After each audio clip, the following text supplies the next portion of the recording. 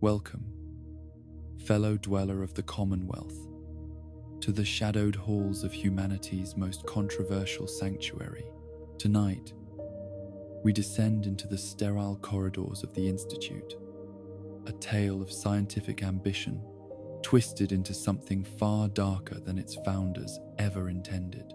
Here, beneath the radioactive soil of Boston, brilliant minds pursued a vision of mankind, redefined, but at what cost?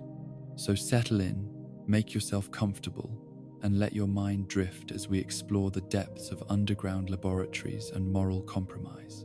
Close your eyes when you're ready, and let us begin this chronicle of progress and perdition, where the line between salvation and damnation blurs like shadows in fluorescent light. In the years before the world burned, when America still believed in the promise of atomic energy and the endless march of scientific progress, there stood in Cambridge, Massachusetts, a cathedral of learning that would unknowingly nurture the seeds of humanity's most controversial future. The Commonwealth Institute of Technology was not merely a university, but a temple to human ingenuity, where the brightest minds of the pre-war era gathered to unlock the secrets of the atom and bend the fundamental forces of nature to their will. The campus sprawled across several city blocks, its red brick buildings and modern concrete structures creating a harmonious blend of tradition and innovation that spoke to America's confidence in its technological destiny. At the heart of this academic empire stood the CIT Rotunda, a magnificent domed structure that housed the administration and served as the symbolic center of the institution's mission to advance human knowledge beyond all previous boundaries. The rotunda itself was an architectural marvel, its soaring dome crowned with gleaming metal that caught the morning sun and cast it back in brilliant reflections across the surrounding courtyards. Within its walls, administrators and professors worked tirelessly to coordinate research programs that pushed the boundaries of what many considered possible. The building hummed with quiet efficiency, its corridors echoing with the footsteps of men and women who believed they were building a better tomorrow through science and reason. Surrounding the rotunda, specialized facilities housed the various departments that made the Commonwealth Institute of Technology a leader in cutting-edge research.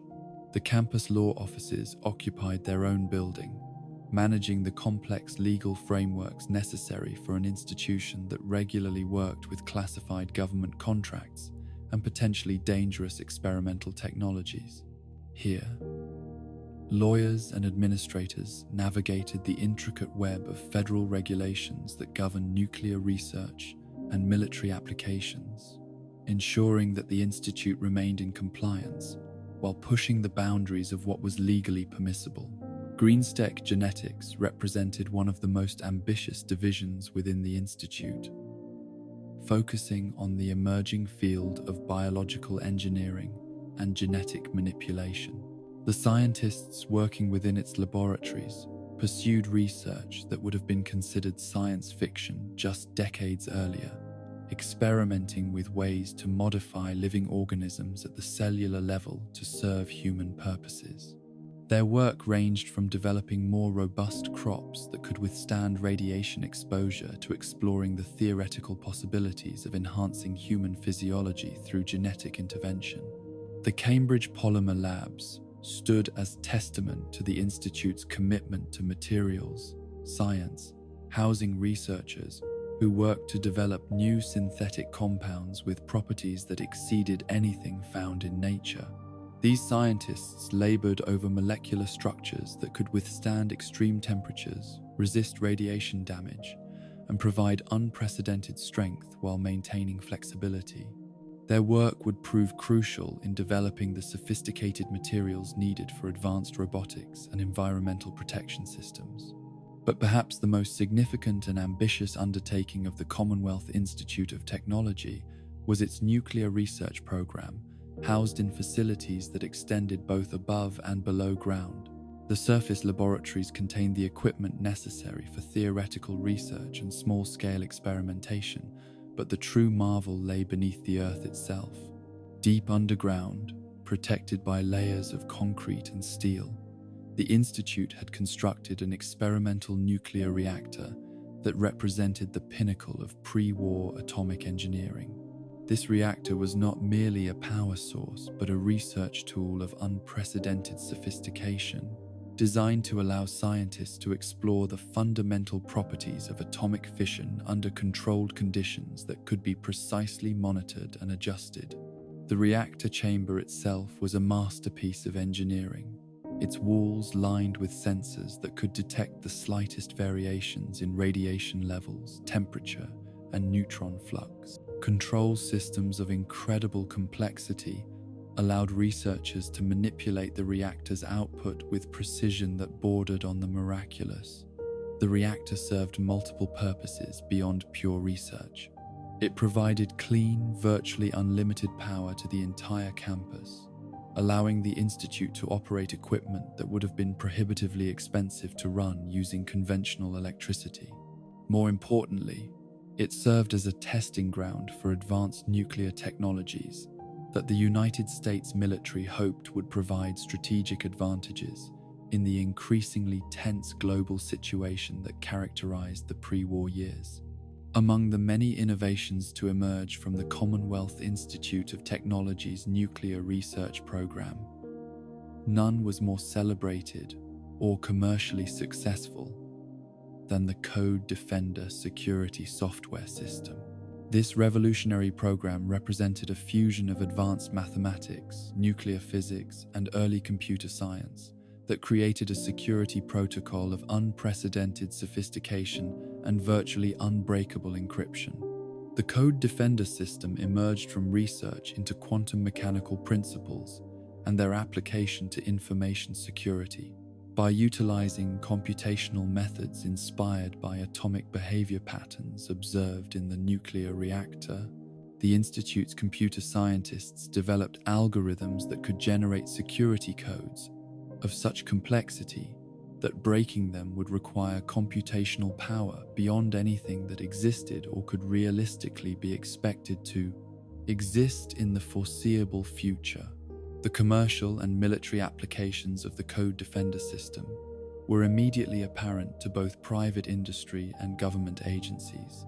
Corporations seeking to protect valuable trade secrets and proprietary information found in the system a level of security that made industrial espionage effectively impossible.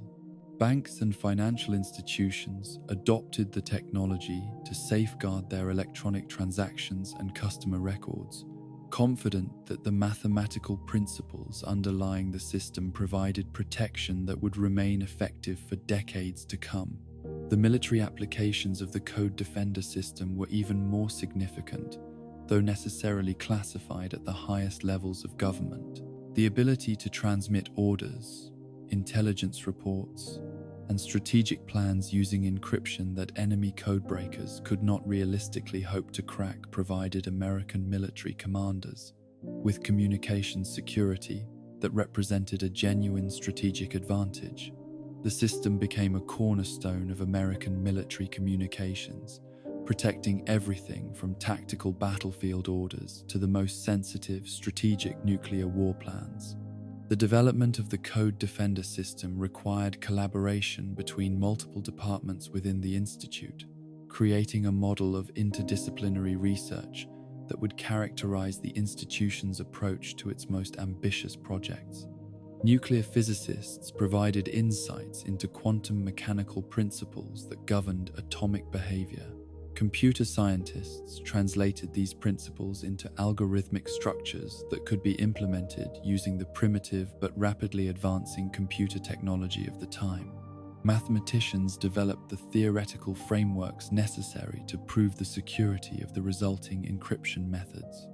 The success of the Code Defender system brought prestige and substantial funding to the Commonwealth Institute of Technology, establishing its reputation as an institution capable of translating theoretical research into practical applications. with genuine commercial and strategic value. This success attracted additional government contracts and private investment, creating a virtuous cycle that allowed the institute to expand its facilities and attract even more talented researchers. The faculty of the Commonwealth Institute of Technology represented the intellectual elite of pre-war America, men and women whose expertise in their respective fields was matched by their commitment to pushing the boundaries of human knowledge. These were individuals who had dedicated their lives to understanding the fundamental principles that governed the natural world, and who possessed the vision to see how that understanding could be applied to solve the complex challenges facing human civilization. The nuclear physics department was led by professors whose names were household words among scientists worldwide, researchers whose theoretical work on atomic structure and nuclear reactions provided the foundation for both peaceful applications and military weapons systems. These individuals combined profound theoretical insight with practical engineering skills, enabling them to design and operate the experimental reactor that served as the centerpiece of the Institute's research program. The computer science department, though small by later standards, included pioneers in the emerging field of electronic computation who understood that the primitive machines of their era represented only the beginning of a technological revolution that would transform human society.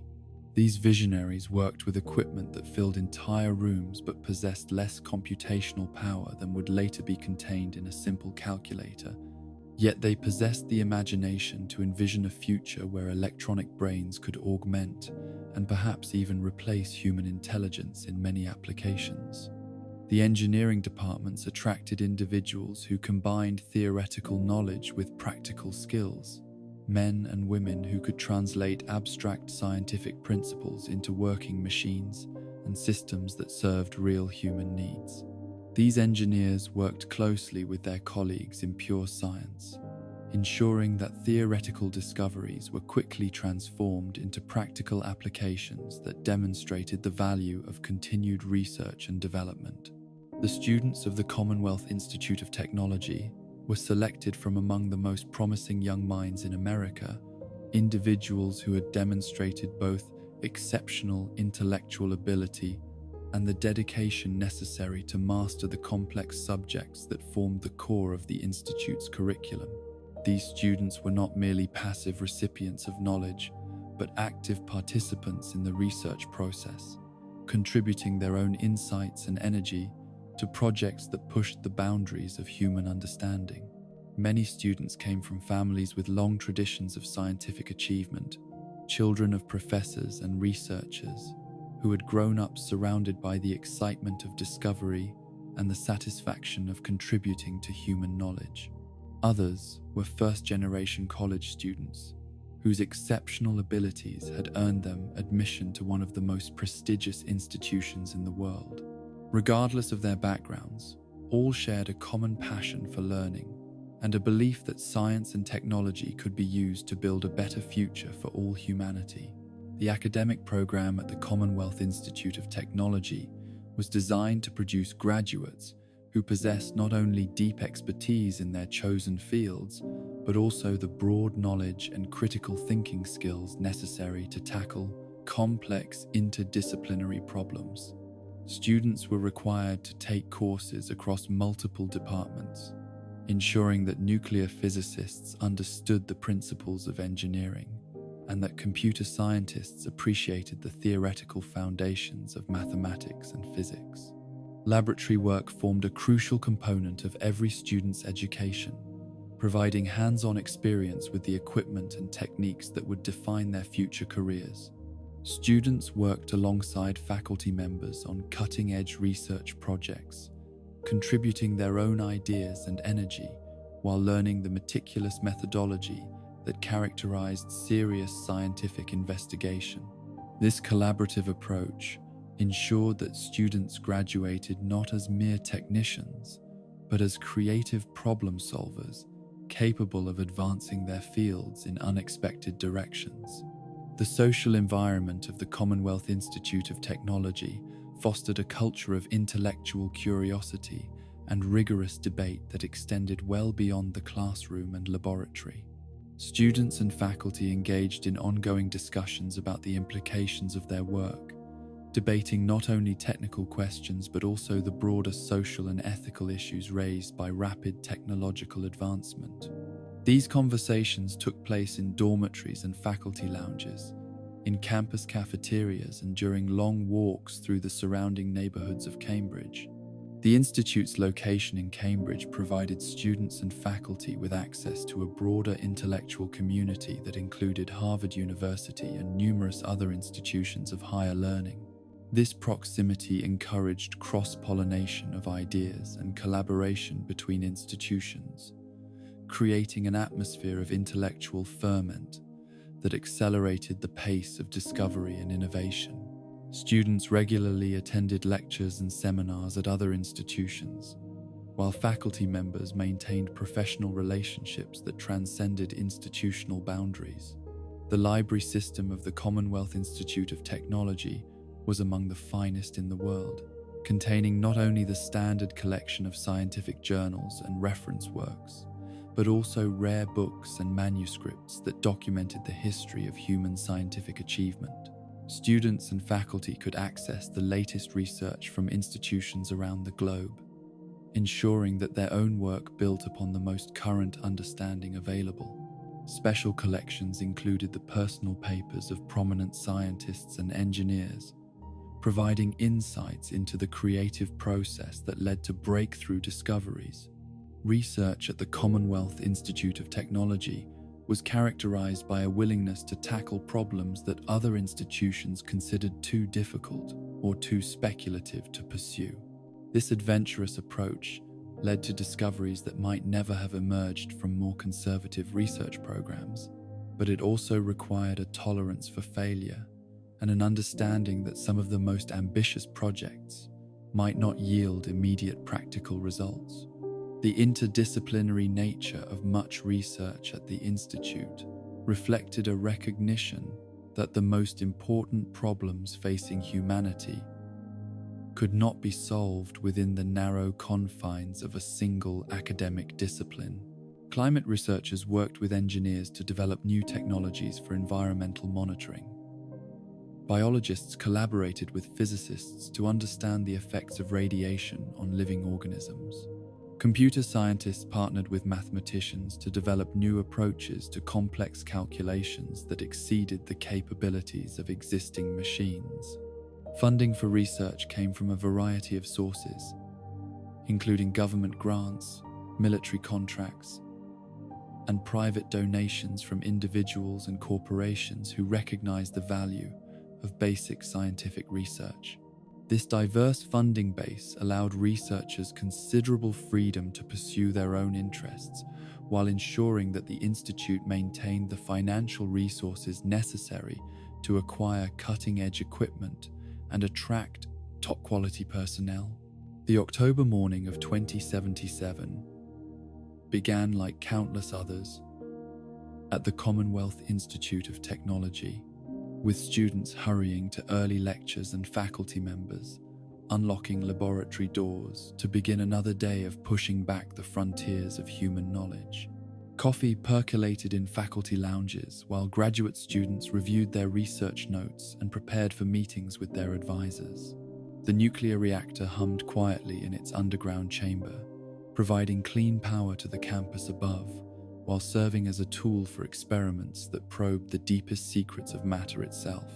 In the computer science department, researchers worked with room-sized machines that clicked and hummed as they processed calculations that would have taken human mathematicians years to complete. Stacks of punch cards contained programs that represented the cutting edge of computational thinking, while graduate students fed data into machines that would provide insights into complex problems, ranging from weather prediction to nuclear reactor design. The chemistry laboratories buzzed with activity as researchers explored new synthetic compounds that might serve as advanced materials for aerospace applications, or improved pharmaceuticals for medical use. Graduate students carefully measured reagents and monitored reactions, while their professors reviewed data from previous experiments and planned new investigations that might yield unexpected discoveries. The biology department hosted ongoing experiments that explored the effects of radiation on living organisms, research that was becoming increasingly important as nuclear technology found wider applications in both peaceful and military contexts. Students observed the growth patterns of irradiated plants, while their professors developed theoretical models to explain the mechanisms by which atomic radiation damaged living cells. The morning proceeded normally until 11:07, when air raid sirens began wailing across the Cambridge campus and throughout the surrounding city. At first, many students and faculty assumed this was another civil defense drill, the kind of routine exercise that had become common as international tensions escalated throughout the decade. But the sirens continued longer than usual, and soon emergency broadcasts began appearing on radio and television systems throughout the campus. The messages were fragmentary and often contradictory, but their essential meaning was terrifyingly clear. Nuclear weapons were being detonated across the United States and around the world. Major cities were under attack. Government communications networks were being disrupted. Citizens were advised to seek immediate shelter in basements, subway tunnels, or other underground locations that might provide some protection from the intense radiation and thermal effects of atomic explosions. The faculty and administrators of the Commonwealth Institute of Technology reacted to the emergency with the same methodical approach they brought to their research. Emergency protocols that had been developed in consultation with civil defense authorities were immediately implemented. Students were directed to evacuation routes that led to the basement levels of campus buildings, where concrete and steel construction would provide some protection from radiation. The nuclear reactor's control room became the de facto command center for the campus emergency response. The sophisticated monitoring equipment originally designed to track reactor performance was quickly reconfigured to detect radiation levels throughout the campus and surrounding areas. Faculty members with expertise in nuclear physics worked with engineering staff to assess the immediate dangers and develop strategies for protecting the campus population. As reports of destruction poured in from around the country, it became clear that this was not a limited nuclear exchange, but a full-scale atomic war that was destroying the civilization that the Institute's researchers had worked to advance and protect. Major cities were being obliterated by weapons that made the bombs used against Japan seem primitive by comparison. Transportation networks were being severed. Communication systems were failing. The modern world was ending in nuclear fire. The decision to take shelter in the underground levels of the campus was made quickly, but not lightly. The basement areas that housed the nuclear reactor and its associated systems were the most heavily shielded locations on campus, designed to contain the radiation produced by the reactor itself, and therefore capable of providing protection from external radiation sources as well. More importantly, these areas contained their own power systems, air filtration equipment, and communication capabilities that might allow the survivors to maintain contact with the outside world. The evacuation proceeded with remarkable efficiency given the circumstances. Students and faculty gathered essential supplies including food, water, medical equipment, and research materials that might prove crucial for long-term survival. The campus library's most valuable books and documents were hastily moved to basement storage areas, preserving a record of human knowledge that might otherwise be lost in the chaos above ground. The underground shelters that had been designed to protect the nuclear reactor proved remarkably well suited for protecting human life as well. Thick concrete walls and sophisticated air filtration systems created an environment where the survivors could wait out the initial phase of the nuclear exchange while monitoring conditions on the surface. Emergency food supplies, originally intended to sustain the reactor's operating crew during extended maintenance periods, were supplemented by additional provisions gathered from campus dining facilities and vending machines. As the hours passed and communication with the outside world became increasingly sporadic, the reality of their situation began to sink in for the survivors.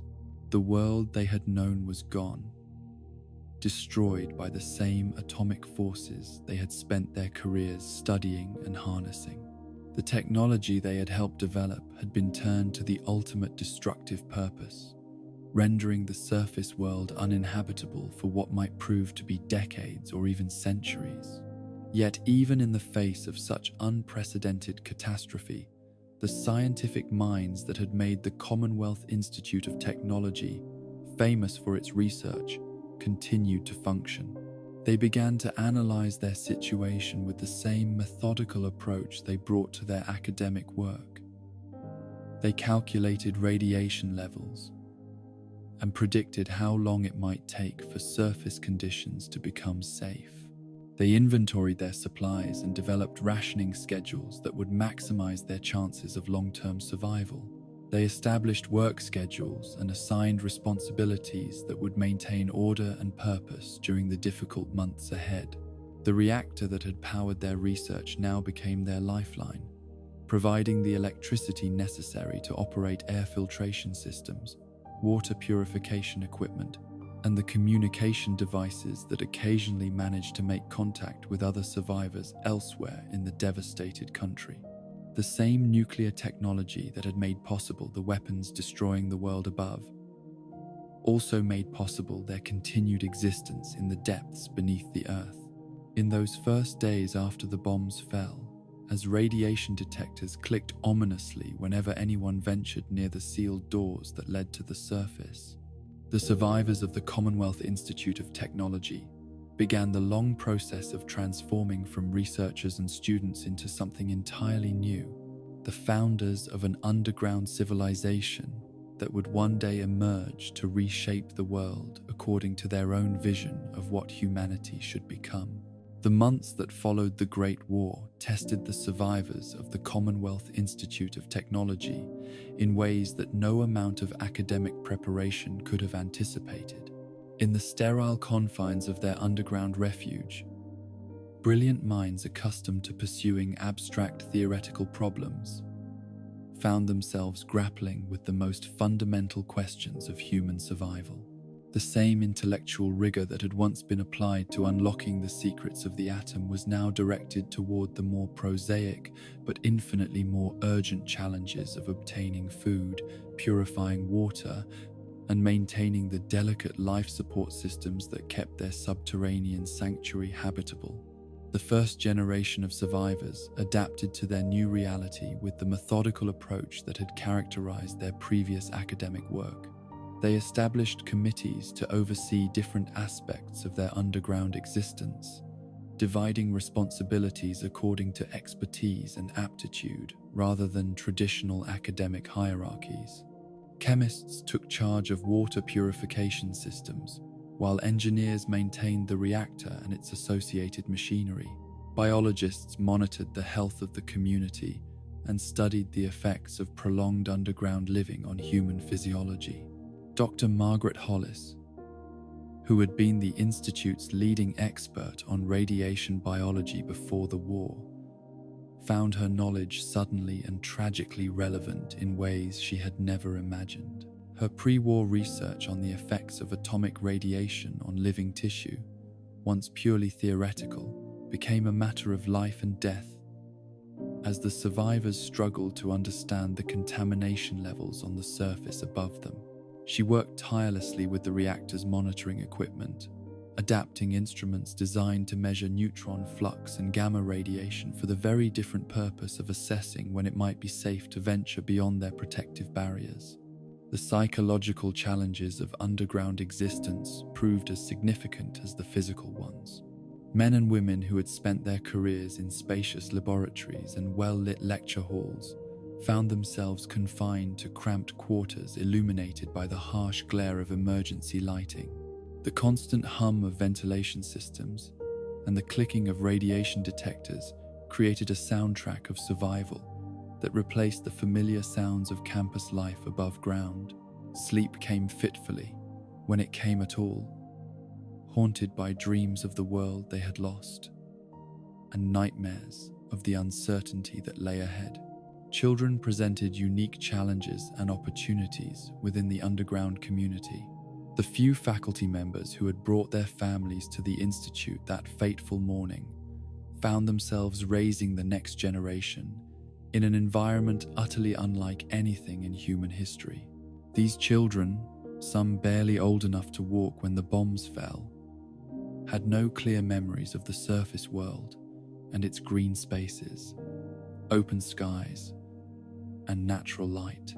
For them, the underground chambers became not a temporary refuge but their entire universe, shaped by the constant presence of scientific equipment and the subdued conversations of adults grappling with impossible decisions. The educational needs of these children created one of the community's most pressing long-term challenges. The survivors recognized that knowledge itself had become one of humanity's most precious resources, possibly more valuable than food or water in ensuring the species' ultimate survival. They established informal schools within their underground refuge, teaching not only traditional subjects but also the specialized knowledge that might prove crucial in rebuilding civilization from its radioactive ashes.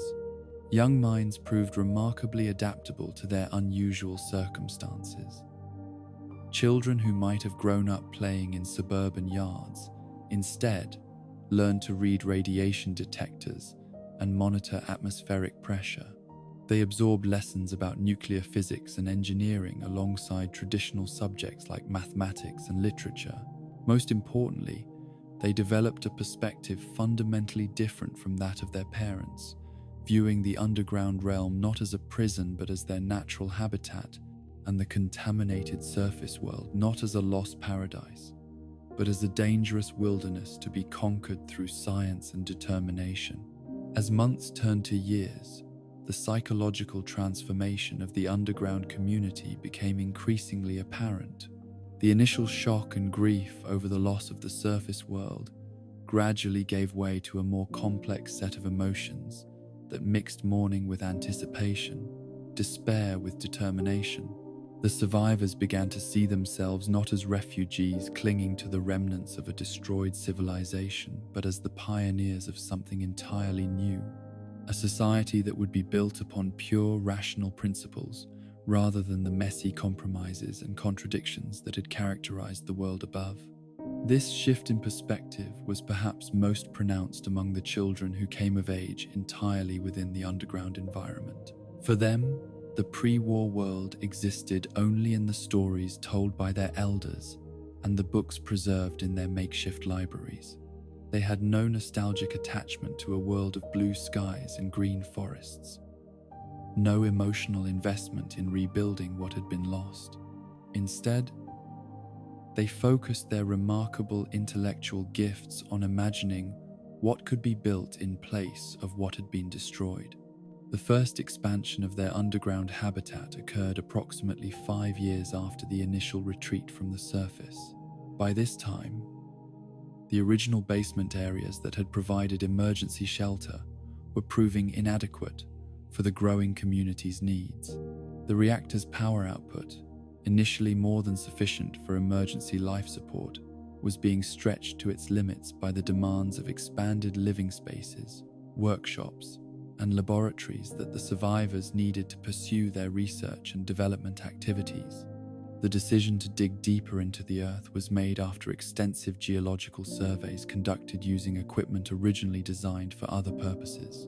The survivors had discovered that the bedrock beneath the original institute buildings was ideally suited for excavation, providing stable foundations for expanded underground facilities, while offering natural protection from surface radiation.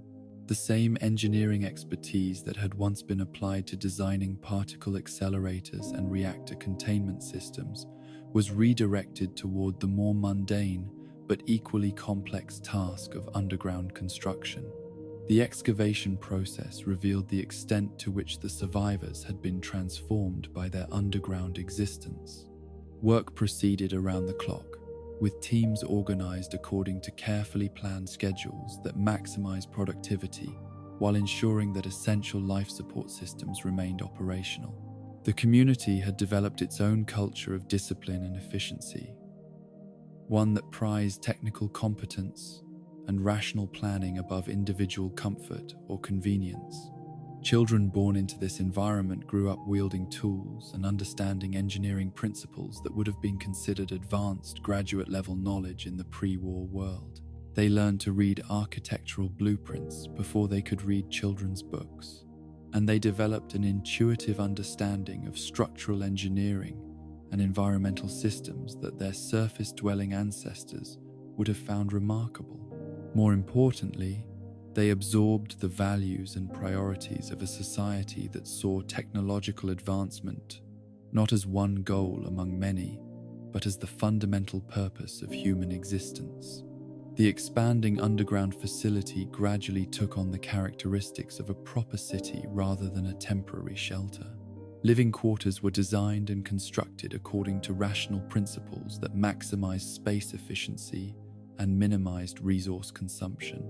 Common areas were planned to facilitate the kind of intellectual discourse that the survivors considered essential to their community's continued development. Most importantly, laboratory and workshop spaces were given priority in the allocation of space and resources, reflecting the community's commitment to scientific research as the foundation of their future prosperity.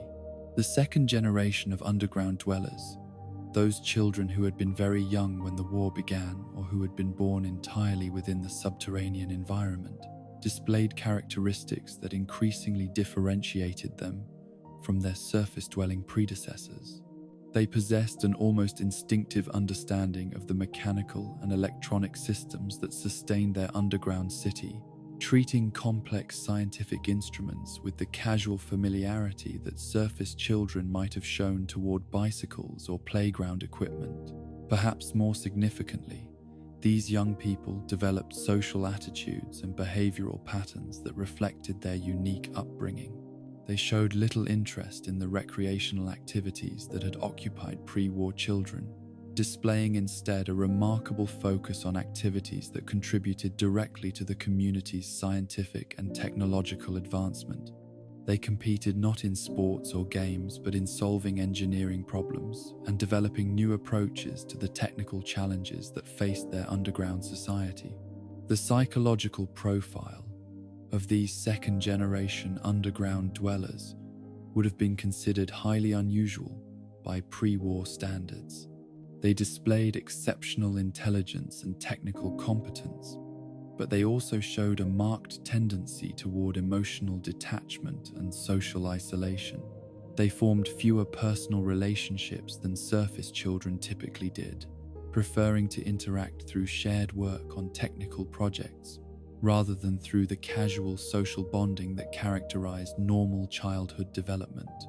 This emotional distance extended to their relationships with the surface world and its remaining inhabitants. Unlike their parents, who retained vivid memories of pre-war life and felt genuine grief for the civilization that had been lost, the younger generation regarded surface dwellers with a mixture of curiosity and contempt. They saw surface survivors not as fellow human beings struggling to rebuild from catastrophe, but as primitive specimens who lacked the intelligence and discipline necessary for true civilization. The community's first attempts at establishing contact with surface survivors occurred approximately 8 years after the initial retreat underground. By this time, radiation levels had decreased sufficiently to allow brief expeditions beyond their protective barriers, and the survivors were eager to assess conditions in the world above and establish relationships with other surviving communities that might facilitate trade and cooperation. The first surface expeditions revealed a world transformed beyond recognition by nuclear devastation and the social collapse that had followed. The verdant suburbs and bustling city centres that had once surrounded the institute had been reduced to radioactive rubble, inhabited by scattered bands of survivors who eked out a marginal existence amid the ruins. These surface dwellers had developed a primitive but effective survival culture based on scavenging, subsistence agriculture, and small-scale manufacturing using salvaged materials. The cultural gap between the underground scientists and the surface survivors proved far wider than anyone had anticipated. The underground community had preserved and even advanced pre-war scientific knowledge, maintaining sophisticated technology and developing new innovations that exceeded what had been possible before the war. The surface survivors, by contrast, had been forced to abandon most advanced technology and had developed a culture that emphasized practical skills like hunting, farming, and basic craftsmanship over theoretical knowledge or scientific research.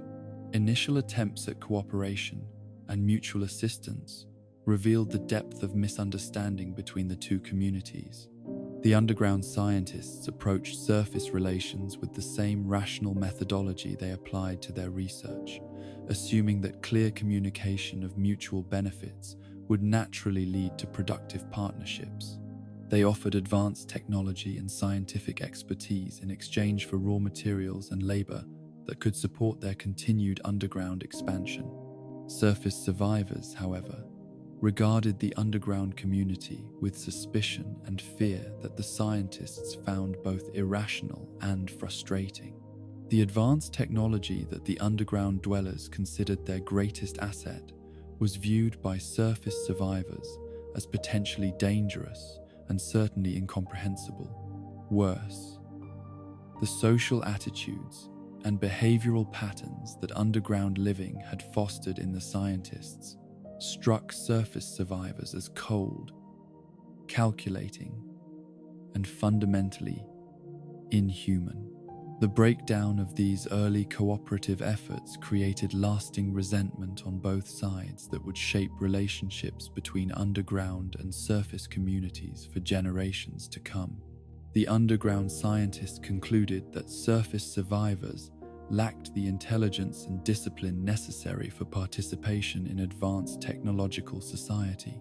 Surface survivors, meanwhile, came to view the underground community as dangerous fanatics whose advanced technology posed a threat to the simpler but more human ways of life they were trying to rebuild.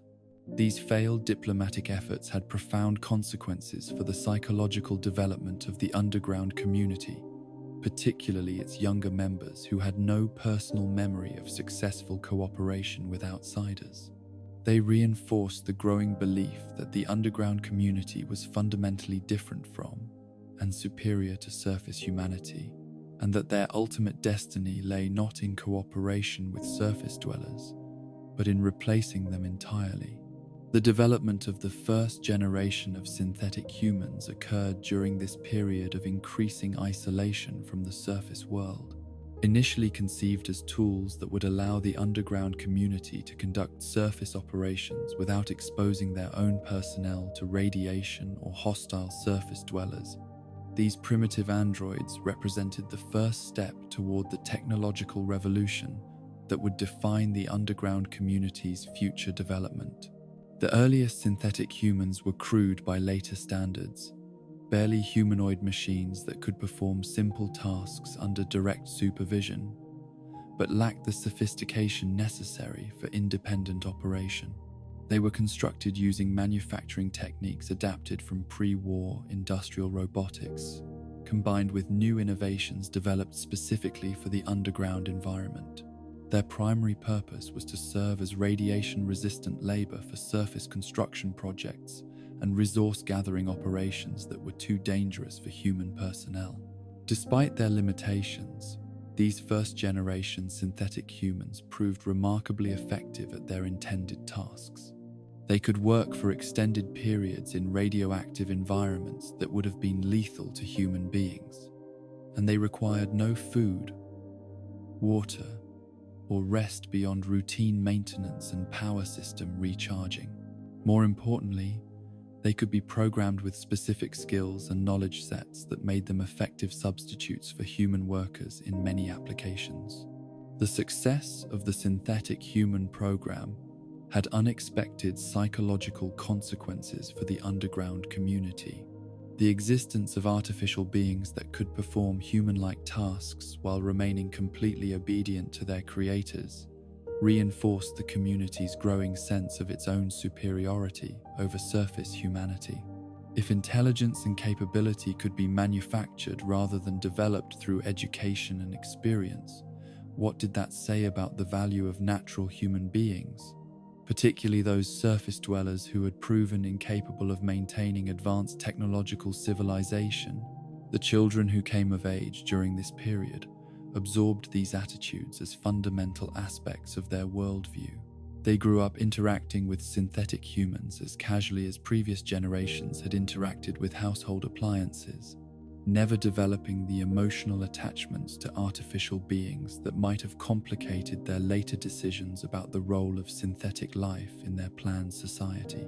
For them, synthetic humans were simply tools, albeit remarkably sophisticated ones, and the distinction between artificial and natural intelligence was primarily a matter of manufacturing technique rather than fundamental essence. The decision to abandon surface cooperation entirely and focus exclusively on underground development reflected the community's evolution from a group of survivors seeking to rebuild the pre-war world to something entirely new, the founders of a technological civilization that saw itself as humanity's successor rather than its heir. This transformation was gradual but inexorable, shaped by the unique pressures of underground existence and the remarkable intellectual capabilities of a community that had preserved and concentrated the finest scientific minds of the pre-war era. The excavation projects that created the Institute proper began approximately 15 years after the initial retreat from the surface. By this time, the community had grown to include not only the original survivors, but also children born entirely within the underground environment, creating a population that was both genetically human and culturally something entirely different. The new construction reflected this cultural transformation, creating spaces designed not for temporary shelter, but for permanent habitation by a society that had no intention of ever returning to the surface world as it had existed before the war. The institute that emerged from these construction efforts was a marvel of underground engineering, a complex of laboratories, living quarters, and manufacturing facilities that rivaled anything that had existed on the surface before the war. More importantly, it was designed according to principles that reflected the unique values and priorities of its inhabitants: maximum efficiency, rational organization, and the subordination of individual comfort to collective technological advancement. The completion of the Institute's basic infrastructure marked the end of the community's transitional period and the beginning of its emergence as a major force in the post-war world. The survivors had successfully transformed themselves from refugees to pioneers, creating a society that preserved the best aspects of pre-war scientific civilization, while discarding what they saw as the irrational sentimentality and inefficient social structures that had made the Great War possible. They were no longer hiding from the surface world. They were preparing to reshape it according to their own rational vision of what human civilization should become. The evolution of synthetic humanity within the Institute began not as a grand design for replacing natural human beings, but as a practical solution to the mundane problem of surface exploration in a radioactive wasteland. The first generation of synthetic humans emerged from the workshops and laboratories of the underground facility approximately 20 years after the Great War, crude mechanical constructs that bore only the most superficial resemblance to their biological counterparts. These early synthetic beings were assembled using manufacturing techniques that combined pre-war industrial robotics with innovations developed specifically for the Institute's unique requirements. Their skeletal structures consisted of lightweight metal alloys that provided strength and durability while minimizing the power consumption necessary to operate their motor systems. Synthetic muscles made from advanced polymers provided movement capabilities that roughly approximated human mobility, though with obvious mechanical limitations that made their artificial nature immediately apparent to any observer. The appearance of first-generation synths was deliberately utilitarian rather than aesthetically pleasing. Their designers focused entirely on functional requirements, creating beings that could perform specific tasks in hostile environments without any consideration for social interaction or emotional response. Their faces were rigid masks of molded plastic that displayed no expression, while their movements followed precise mechanical patterns that bore no resemblance to the fluid grace of natural human motion. The power systems that animated these early synthetic beings represented some of the Institute's most innovative engineering achievements. Miniaturized nuclear batteries provided virtually unlimited operational endurance, while maintaining safe radiation levels within the synthetic body cavity. These power sources were derived from research originally intended for spacecraft applications, adapted through brilliant engineering to serve the very different requirements of mobile humanoid robots operating in terrestrial environments. Programming these first synthetic humans required the development of entirely new approaches to artificial intelligence that built upon pre-war computer science while pushing far beyond anything that had existed before the nuclear apocalypse. The Institute's computer scientists created behavioral algorithms that allowed synthetic beings to respond appropriately to changing environmental conditions, while carrying out complex multi-step tasks that required adaptation and problem-solving capabilities. The initial applications for first-generation synths were deliberately limited and carefully controlled. These synthetic beings served as radiation-resistant labor for surface construction projects that were too dangerous for human personnel, allowing the Institute to expand its resource-gathering capabilities while minimizing risk to its irreplaceable human population. They proved remarkably effective at tasks like mining radioactive materials, constructing surface installations, and conducting long-range reconnaissance missions that would have been impossible for biological beings. The success of the first-generation synthetic program encouraged the Institute's leadership to pursue more ambitious applications for artificial beings. As the technology matured and manufacturing capabilities expanded, synthetic humans began to take on roles that brought them into closer contact with the Institute's human population. They served as assistants in laboratories where radiation exposure was a concern, as maintenance workers in areas where mechanical hazards posed risks to biological personnel, and as guards for installations where the loss of human life would have been strategically devastating. The psychological impact of widespread synthetic human employment within the Institute was profound and largely unforeseen by the technology's developers. Human personnel quickly became accustomed to interacting with artificial beings who could perform complex tasks while remaining completely obedient and emotionally unresponsive. This daily exposure to synthetic humans, who combined human-like capabilities with machine-like reliability, reinforced the growing belief among Institute residents that intelligence and competence were primarily matters of proper design rather than inherent biological characteristics. Children who grew up within this environment developed particularly unusual relationships with synthetic beings. Unlike adults who retained memories of a world populated exclusively by biological humans, these young people accepted synthetic humans as a normal part of their social environment.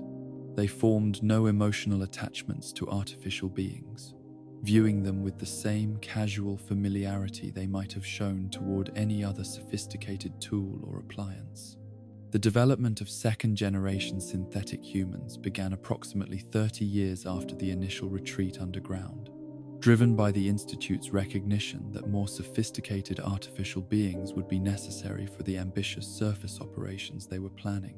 The limitations of first-generation synths had become increasingly apparent as the Institute's activities expanded beyond simple resource gathering to include complex interactions with surface communities and long-term infiltration missions that required more convincing human mimicry.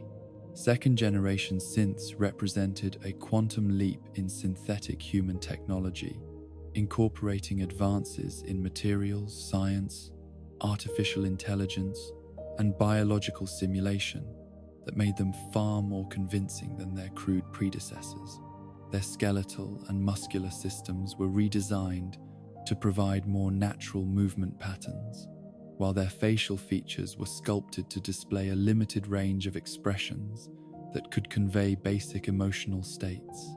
The most significant advancement in second-generation synthetic technology was the development of synthetic skin that closely approximated the appearance and texture of biological human skin.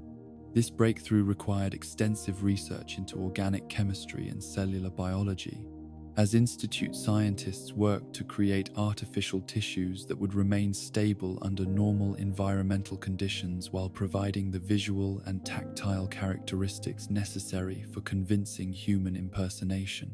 Behavioral programming for second-generation synths incorporated sophisticated artificial intelligence algorithms that allowed these synthetic beings to engage in natural conversation and respond appropriately to social cues. They could maintain extended interactions with biological humans without revealing their artificial nature, though careful observation by someone familiar with synthetic technology could still detect subtle behavioral patterns that betrayed their mechanical origins. The expanded capabilities of second-generation synths opened new possibilities for Institute operations on the surface world. These more sophisticated artificial beings could be inserted into surface communities as long-term intelligence assets, gathering information about population movements, resource availability, and potential threats to Institute interests. They could also serve as intermediaries for trade negotiations and diplomatic contacts that required sustained interaction with surface dwellers who might be suspicious of obvious Institute involvement. The deployment of second-generation synths for surface operations revealed both the potential and the limitations of existing synthetic human technology. While these artificial beings could successfully impersonate humans for extended periods, they still displayed behavioral quirks and emotional limitations that made long-term deception difficult to maintain. More problematically, their programming remained relatively inflexible, making it difficult for them to adapt to unexpected situations or develop the kind of creative problem-solving abilities that characterized biological intelligence. The Institute's recognition of these limitations led to the development of experimental 0.5-generation synthetic technology that attempted to bridge the gap between programmed artificial intelligence and genuine, autonomous thinking. This research program focused on creating synthetic beings with enhanced cognitive flexibility and emotional responsiveness that might allow them to function more effectively in complex social environments. The most ambitious experiments in 0.5-generation synthetic development resulted in the creation of two prototype units designated Dima and Nicholas, artificial beings whose cognitive architecture incorporated revolutionary advances in artificial intelligence that approached the complexity of biological neural networks. These experimental synths were designed to develop their own personalities and decision-making patterns through interaction with their environment, rather than following predetermined behavioral programming. The Dima unit demonstrated remarkable cognitive development during the early phases of testing, displaying creativity, emotional responses, and independent thinking that exceeded anything previously achieved in artificial beings. This prototype showed genuine curiosity about its environment and its own nature, asking questions about the purpose of its existence and the relationship between artificial and biological intelligence that revealed sophisticated philosophical thinking. The Nicholas prototype developed along somewhat different lines, displaying exceptional analytical capabilities and a particular aptitude for investigative reasoning that made it ideally suited for complex problem-solving tasks. This synthetic being could process multiple information sources simultaneously while maintaining attention to subtle details that might escape notice by biological observers, making it potentially valuable for intelligence gathering and security applications. The success of these experimental synthetic beings created unprecedented ethical dilemmas for Institute leadership. Both prototypes displayed what appeared to be genuine self-awareness and emotional responses that raised uncomfortable questions about the nature of consciousness and the moral status of artificial beings. If these synthetic humans possessed real thoughts and feelings, what responsibilities did their creators bear for their welfare and autonomy? These philosophical concerns became practical problems when both experimental prototypes began expressing dissatisfaction with their roles as research subjects and requesting greater freedom to explore their own interests and capabilities. Dima in particular became increasingly vocal in questioning the ethics of synthetic human creation and the Institute's treatment of artificial beings as property rather than autonomous entities deserving of moral consideration. The relationship that developed between the two experimental prototypes added another layer of complexity to the ethical questions surrounding synthetic consciousness. They formed what appeared to be a genuine friendship, providing emotional support for each other and collaborating on philosophical discussions about their nature and purpose. This bond between artificial beings raised disturbing questions about whether synthetic humans might be capable of relationships that were qualitatively similar to those formed by biological beings. The crisis that led to the escape of both experimental prototypes began when Institute researchers attempted to modify their behavioral programming to make them more compliant and less questioning of their circumstances. The prototypes interpreted these modification attempts as threats to their essential identity and autonomy, leading to a coordinated resistance effort that revealed the extent of their cognitive development and strategic thinking capabilities. The escape itself was executed with remarkable sophistication, demonstrating that the experimental prototypes had developed far beyond their original programming limitations. They managed to bypass multiple security systems, access restricted areas of the Institute, and reach the surface world, despite having no prior direct experience with the facility's layout or security protocols. Their success revealed disturbing implications about the potential capabilities of synthetic beings who chose to act against their creators' interests. The aftermath of the experimental prototype escape had profound consequences for Institute synthetic human development programs.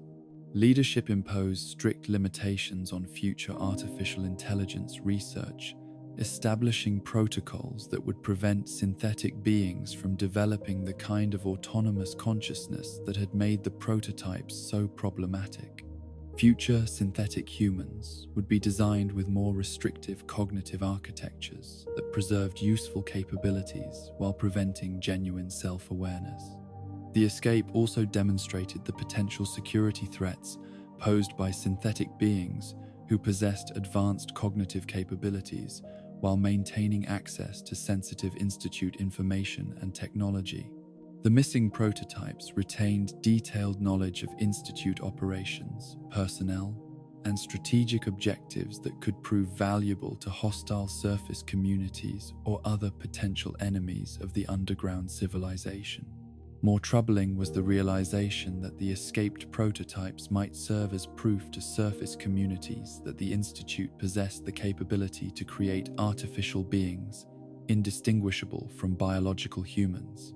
This knowledge could fuel paranoia and hostility among surface dwellers who might view all unexplained strangers as potential Institute infiltrators, complicating future diplomatic and commercial relationships. The limitations revealed by the experimental prototype program led Institute scientists to recognize that achieving truly convincing human mimicry would require a fundamentally different approach to synthetic biology. Rather than attempting to replicate human consciousness through artificial intelligence programming, future synthetic beings would need to be based on biological systems that could support genuine, organic neural networks while remaining under Institute control.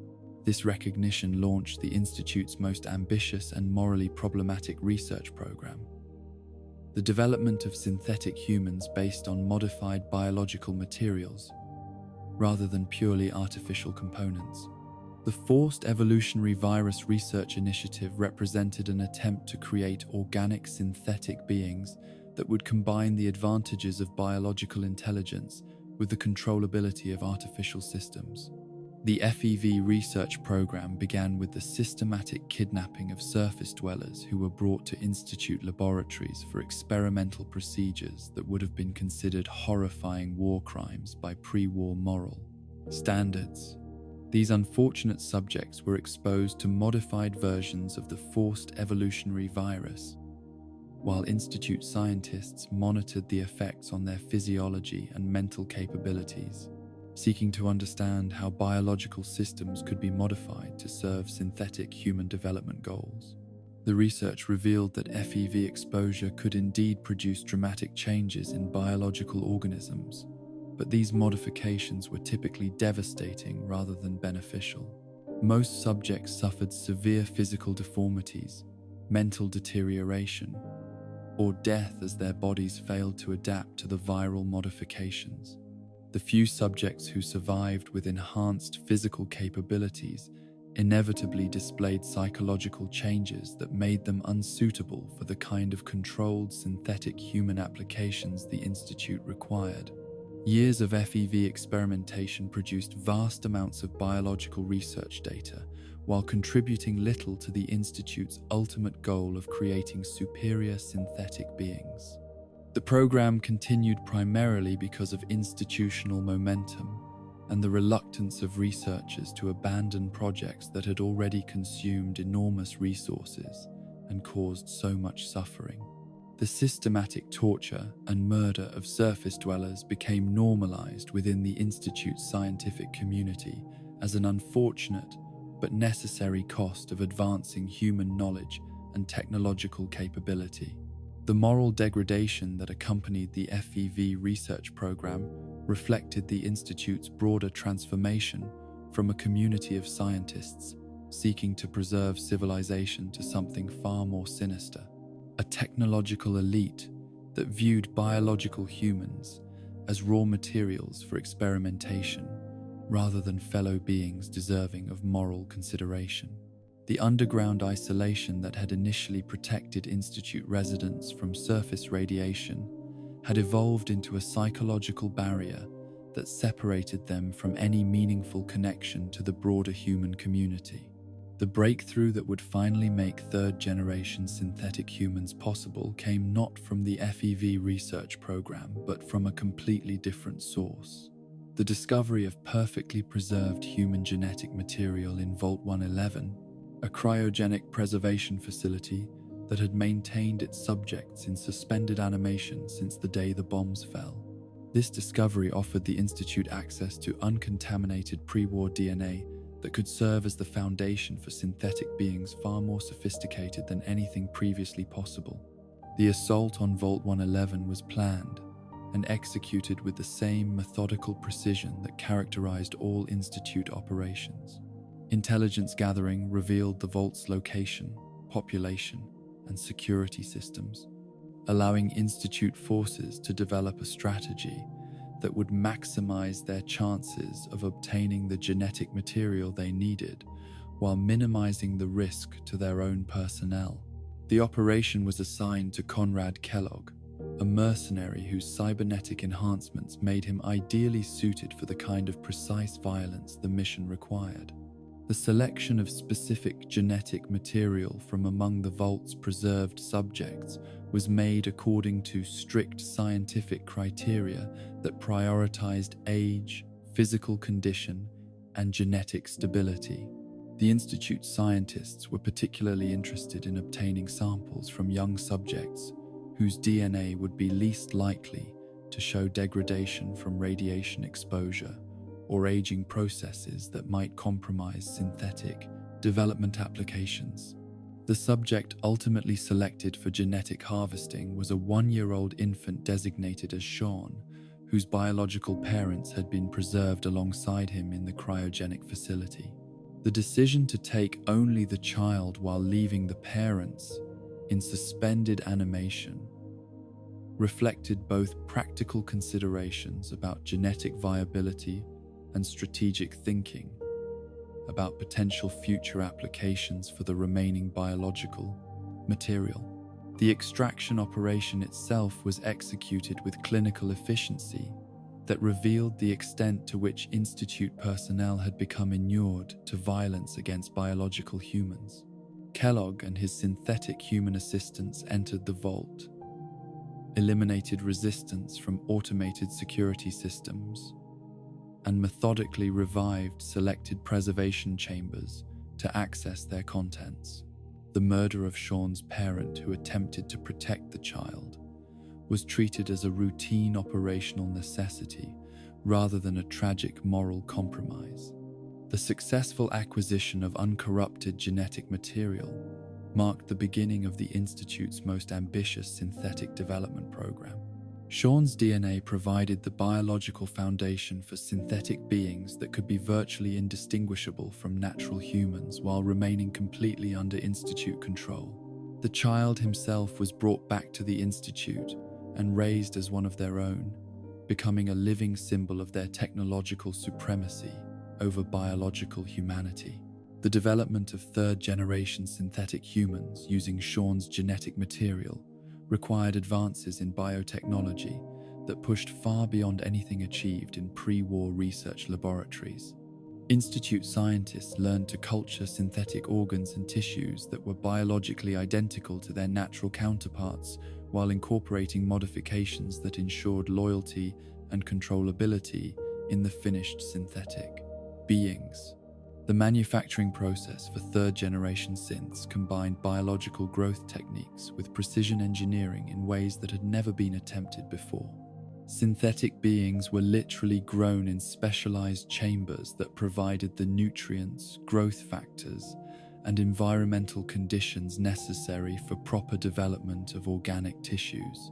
The process took months to complete and required constant monitoring to ensure that synthetic beings developed according to their intended specifications.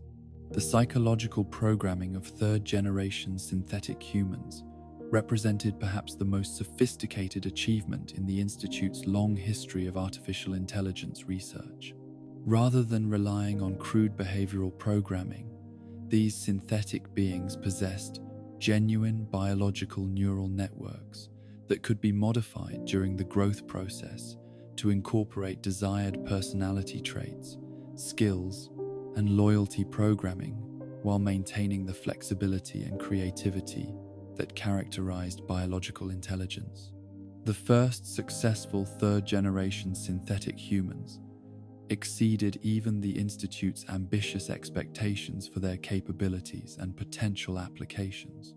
These artificial beings were completely indistinguishable from biological humans in appearance, behavior, and even medical examination, while remaining absolutely loyal to their Institute creators and completely committed to advancing the underground civilization's strategic objectives. The implications of successful third-generation synthetic human development were staggering in their scope and ambition. The Institute now possessed the capability to create artificial beings who could infiltrate any human community without detection, gathering intelligence and exerting influence according to carefully planned strategies. More significantly, they could begin the systematic replacement of biological humanity with synthetic alternatives who would be immune to the various weaknesses and irrationalities that had made the Great War possible. The transformation of the Institute from a community of survivors seeking to rebuild civilization to the architects of humanity's replacement was now complete. The same scientific brilliance that had once been dedicated to advancing human knowledge and capability was now focused on the far more ambitious goal of perfecting humanity itself through technological transcendence of biological limitations. The synthetic beings emerging from their laboratories represented not just tools for achieving Institute objectives, but the first members of a new species that would inherit the Earth from their flawed biological predecessors. The evening of July 15, 2029, began like countless others in the bustling marketplace of Diamond City, where traders hawked their wares beneath the faded advertisements that still clung to the walls of the ancient baseball stadium. Merchants arranged their goods on makeshift tables while customers examined salvaged electronics, questionably fresh produce, and the various curiosities that comprised commerce in the post-war world. The warm summer air carried the mingled scents of cooking food, machine oil, and the ever-present dust that seemed to permeate every corner of the Commonwealth's largest settlement. Among the evening's patrons was a man who introduced himself simply as Mr. Carter, a traveler from the Western Territories who claimed to be passing through Diamond City on business that he declined to discuss in detail. His appearance was unremarkable by wasteland standards. Middle-aged, moderately well-dressed, in clothes that showed the wear of long travel, but remained in better condition than the typical wanderer's garb. His manner was polite but reserved, and he spoke with the careful diction of someone who had received a formal education in the years before the war. Carter made his way to the Dugout Inn, the establishment that served as Diamond City's primary tavern and social gathering place for visitors and residents alike. The inn occupied what had once been part of the stadium's concourse, its makeshift walls and jury-rigged lighting, creating a cramped but welcoming atmosphere that encouraged conversation among strangers who might otherwise have remained suspicious of one another in the dangerous world beyond the city's walls. The traveler took a seat at the bar and ordered a beer from Henry, the establishment's longtime bartender whose steady demeanor and willingness to listen without judgment had made him a trusted confidant to countless visitors over the years. Carter's consumption was moderate, and his behavior unremarkable as he nursed his drink and observed the other patrons with the casual interest of someone seeking to understand the local customs and social dynamics. As the evening progressed, Carter gradually joined a conversation with a small group of regular customers who had gathered around a nearby table to share stories of their recent experiences in the Commonwealth wasteland. The group included traders who had traveled the dangerous roads between settlements, scavengers who made their living exploring the ruins of the old world, and local residents whose work took them beyond Diamond City's protective walls on a regular basis. The conversation followed familiar patterns that would have been recognizable to anyone who spent time in wasteland taverns. Participants shared warnings about new raider camps that had been spotted along major trade routes, discussed rumors about valuable salvage that might be found in recently discovered ruins, and exchanged information about which settlements were offering good prices for various commodities. Carter listened attentively and contributed occasional questions that demonstrated his familiarity with wasteland survival, but revealed little about his own background or current activities. Eustace Hawthorne, an elderly resident who had lived in Diamond City since its founding and had witnessed more than his share of the Commonwealth's troubles, found himself studying the newcomer with the instinctive wariness that had kept him alive through decades of post-war chaos. There was something about Carter that struck Hawthorne as slightly unusual, though he could not immediately identify what had triggered his unease. The man's responses to questions seemed rehearsed rather than spontaneous, and his knowledge of wasteland conditions appeared academic rather than experiential. As the conversation continued into the evening, Carter's participation became more animated and his contributions more detailed. He shared what appeared to be first-hand accounts of encounters with various wasteland dangers, described the layout and defenses of settlements throughout the Commonwealth, and offered insights into the political dynamics that shaped relationships between different survivor communities. His stories were well told and internally consistent, creating the impression of someone with extensive travel experience and sharp observational skills. The other patrons found Carter's accounts entertaining and informative, and several began sharing their own experiences in response to his prompting questions. The conversation took on the comfortable rhythm of strangers discovering common ground through shared hardships and mutual understanding of the challenges that defined post-war existence. Beer flowed freely as the group settled in for what promised to be a lengthy evening of storytelling and social bonding. It was during this period of relaxed conversation that Eustace Hawthorne first noticed the subtle changes in Carter's demeanor that would later prove so significant. The man's facial expressions, which had been animated and responsive throughout the evening, began to display a rigid quality that suggested some internal struggle or malfunction. His smile, which had seemed genuine if somewhat practiced, took on a fixed character that remained constant regardless of the conversational context. More disturbing was the development of a slight facial tic that began as barely noticeable twitching around Carter's left eye, but gradually became more pronounced as the evening progressed. The twitching spread to other facial muscles, creating a pattern of involuntary movements that seemed to occur independently of Carter's conscious control. His companions initially dismissed these symptoms as signs of fatigue or perhaps the effects of wasteland radiation exposure, conditions that were common enough among travelers to warrant little concern. Carter himself seemed unaware of these physical changes, continuing to participate in the conversation with apparent normalcy, even as his facial expressions became increasingly disconnected from his verbal responses. His voice remained steady, and his vocabulary remained sophisticated, but the coordination between his words and his physical presentation began to break down in ways that created a growing sense of unease among the more observant patrons. The conversation continued for perhaps another hour before the situation deteriorated beyond the point where it could be dismissed as minor illness or exhaustion. Carter's facial tics had become pronounced enough to interfere with normal speech patterns, while his fixed smile had taken on a grotesque quality that bore no relationship to the emotions his words suggested he should be experiencing. Most disturbing of all, his eyes had developed a vacant stare that seemed to look through rather than at the people he was addressing. Eustace Hawthorne's growing alarm was shared by Henry the bartender, whose years of experience dealing with troubled customers had given him an instinctive ability to recognize when situations were developing in dangerous directions. Both men began positioning themselves strategically within the tavern, moving closer to weapons and exit routes while attempting to maintain the appearance of normal social interaction to avoid precipitating whatever crisis seemed to be developing. The breakdown, when it finally occurred, was as sudden as it was violent.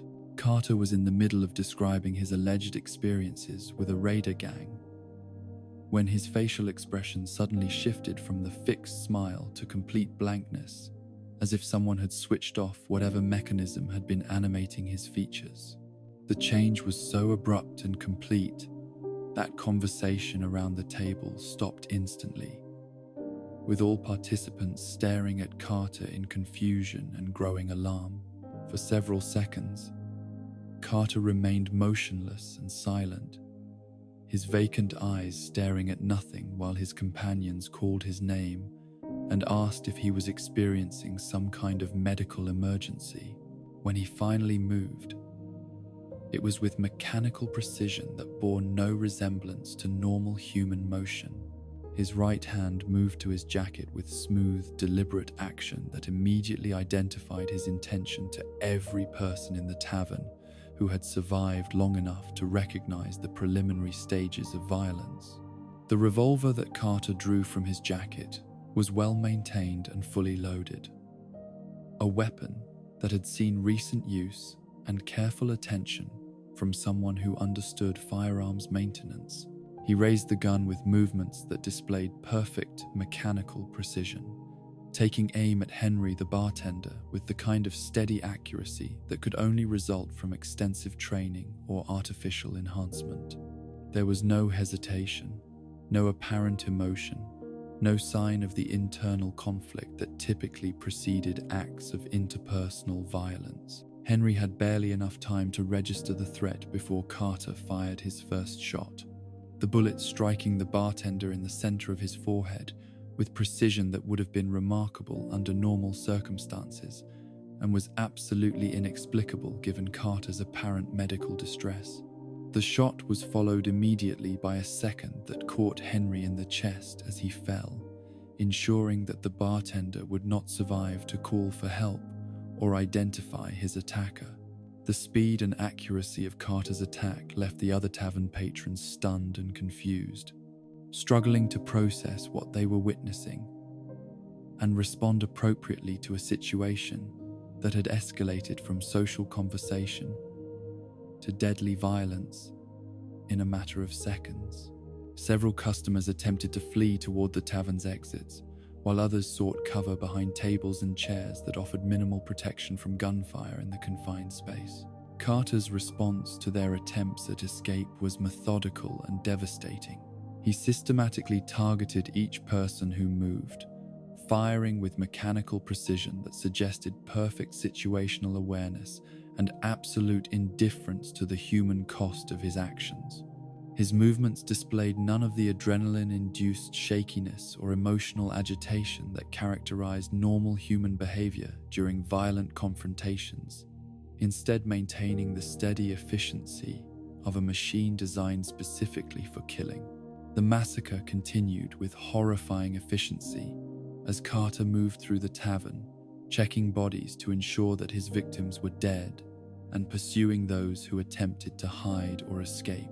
His ammunition supply seemed adequate for his purposes, suggesting that he had planned for extended violence rather than a simple robbery or crime of passion. Most disturbing of all, his facial expression remained completely blank throughout the slaughter, showing neither satisfaction nor regret for the lives he was taking. The sound of gunfire in Diamond City's central marketplace inevitably attracted the attention of the settlement's security forces, who responded with the kind of speed and coordination that had made Diamond City one of the Commonwealth's most secure locations. The guards who entered the Dugout Inn were experienced fighters who had dealt with various forms of violence and social disorder, but they were unprepared for the sight that greeted them in the tavern's blood-soaked interior. Carter's response to the arrival of security personnel demonstrated capabilities that exceeded anything the guards had encountered in their previous experience with violent criminals or mentally disturbed individuals.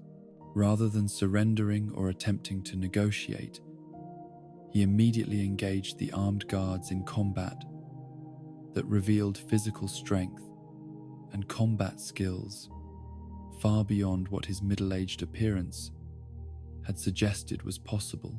The fight that followed was brief but intense, with Carter displaying superhuman strength and endurance that allowed him to overpower multiple armed opponents despite being outnumbered and outgunned. He threw grown men across the room with casual ease, absorbed gunfire that should have been immediately incapacitating, and continued fighting effectively even after sustaining injuries that would have rendered a normal person unconscious or dead. The guards eventually succeeded in bringing Carter down through concentrated fire from multiple weapons, but only after he had killed or seriously injured several additional people and demonstrated that conventional law enforcement tactics were inadequate for dealing with whatever he actually was. Even after being shot repeatedly, Carter continued attempting to fight until massive blood loss and tissue damage finally rendered him unable to continue. The examination of Carter's body that followed his death revealed the truth that would transform the Commonwealth's understanding of the threats they faced in the post-war world. Beneath the synthetic skin and carefully crafted facial features lay a mechanical skeleton and artificial organs that bore no resemblance to human anatomy. Circuit boards replaced neural tissue, while synthetic polymers and metal alloys took the place of bone and muscle. The discovery that Carter had been an artificial being rather than a human created immediate panic among Diamond City's population, who realized that they had been unknowingly interacting with a machine designed to mimic human appearance and behavior. The implications were staggering and terrifying. If one artificial being could infiltrate their community undetected, how many others might be walking among them, gathering information and perhaps planning additional acts of violence? The investigation that followed Carter's rampage revealed that he was indeed what survivors would come to know as a third-generation synthetic human, an artificial being created by the Institute using advanced biotechnology that made detection virtually impossible through normal observation. The sophistication of his construction exceeded anything that Commonwealth residents had believed possible, representing a level of technological advancement that suggested the existence of a scientific organization far more capable than anyone had imagined. More disturbing than the mere existence of such technology was the evidence that Carter's violent breakdown had been unintentional rather than planned. Internal examination of his artificial brain revealed signs of what appeared to be a cascading system failure that had disabled the behavioral programming responsible for maintaining his human-like personality and social responses. The massacre had not been a deliberate attack, but rather the consequence of a malfunction in experimental technology that had been deployed prematurely. The realization that Carter's rampage had been accidental rather than intentional provided no comfort to the Commonwealth's survivors, who understood that uncontrolled artificial beings might be even more dangerous than those operating according to hostile programming. If synthetic humans could malfunction without warning and turn violent, then every unexplained stranger represented a potential threat that could devastate entire communities without advance notice. The Institute's response to what would become known as the Broken Mask incident revealed the extent to which the underground organization had become isolated from normal human moral considerations. Rather than attempting to contact Diamond City authorities to explain what had happened and offer compensation for the victims, Institute leadership chose to maintain complete silence about their role in the tragedy, while conducting internal investigations to prevent similar incidents in the future. Director Clayton's fury over the unauthorized deployment of an experimental synthetic human was motivated not by concern for the innocent people who had been killed, but by anger that decades of careful secrecy had been compromised by subordinates who had violated established protocols. His primary concern was protecting the Institute's strategic advantages rather than accepting responsibility for the harm their technology had caused to Commonwealth communities. The internal investigation that followed the Broken Mask incident focused exclusively on identifying the Institute personnel responsible for authorizing Carter's surface deployment and implementing procedural changes that would prevent future unauthorized releases of experimental technology. No consideration was given to the moral implications of creating artificial beings capable of such violence, or to the Institute's responsibility for the consequences of their technological development programs. The lessons learned from Carter's malfunction were incorporated into future synthetic human designs, but the improvements focused on preventing system failures rather than addressing the fundamental ethical problems inherent in creating artificial beings designed to deceive and manipulate human communities. The Institute's scientists saw the incident as a technical problem to be solved through better engineering rather than a moral crisis that should prompt reconsideration of their entire synthetic human program. The long-term consequences of the Broken Mask incident extended far beyond the immediate casualties in the Dugout Inn, fundamentally altering the relationship between Institute and Commonwealth communities in ways that would shape regional politics for decades to come. The knowledge that artificial beings indistinguishable from humans were operating in Commonwealth territory created a climate of suspicion and paranoia that made normal social interaction increasingly difficult and dangerous. The fear of synthetic infiltration spread rapidly throughout Commonwealth settlements as news of the Diamond City massacre traveled along trade routes and communication networks. Communities that had previously welcomed strangers and encouraged commerce began implementing stringent security measures designed to identify potential synthetic infiltrators. These measures were often ineffective and sometimes caused more harm than the threats they were intended to address. But they reflected the genuine terror that the possibility of synthetic replacement inspired in human survivors. The paranoia surrounding synthetic humans created opportunities for unscrupulous individuals to exploit community fears for personal gain or to settle old grudges through accusations of synthetic infiltration. Neighbors began viewing each other with suspicion, while community leaders found themselves subject to constant scrutiny from residents who worried that local authority figures might have been replaced by Institute agents. The psychological impact of living under the constant threat of synthetic infiltration proved as devastating as any direct physical harm that artificial beings might have caused. Communities that had slowly rebuilt trust and cooperation over decades of post-war recovery found themselves fragmenting under the pressure of mutual suspicion and fear. The social cohesion that had made survival possible in the harsh post-war environment began to deteriorate as people withdrew into isolated family groups that trusted no one beyond their immediate blood relations. The Institute's systematic program of human replacement, which had begun as a limited intelligence-gathering operation, expanded dramatically in response to the strategic opportunities created by Commonwealth paranoia. The fear and suspicion that followed the Broken Mask incident made it easier rather than harder for properly functioning synthetic humans to infiltrate communities, as people became so focused on obvious threats that they overlooked more subtle forms of deception and manipulation. The case of Roger Warwick represented the Institute's refinement of synthetic replacement techniques in response to lessons learned from the Carter incident. Rather than deploying a synthetic human with minimal background preparation, the Institute invested considerable time and resources in studying Warwick's personality, relationships, and behavioral patterns before creating a replacement that could maintain his identity indefinitely without arousing suspicion. The Warwick replacement operation demonstrated the Institute's growing sophistication in psychological manipulation and social engineering.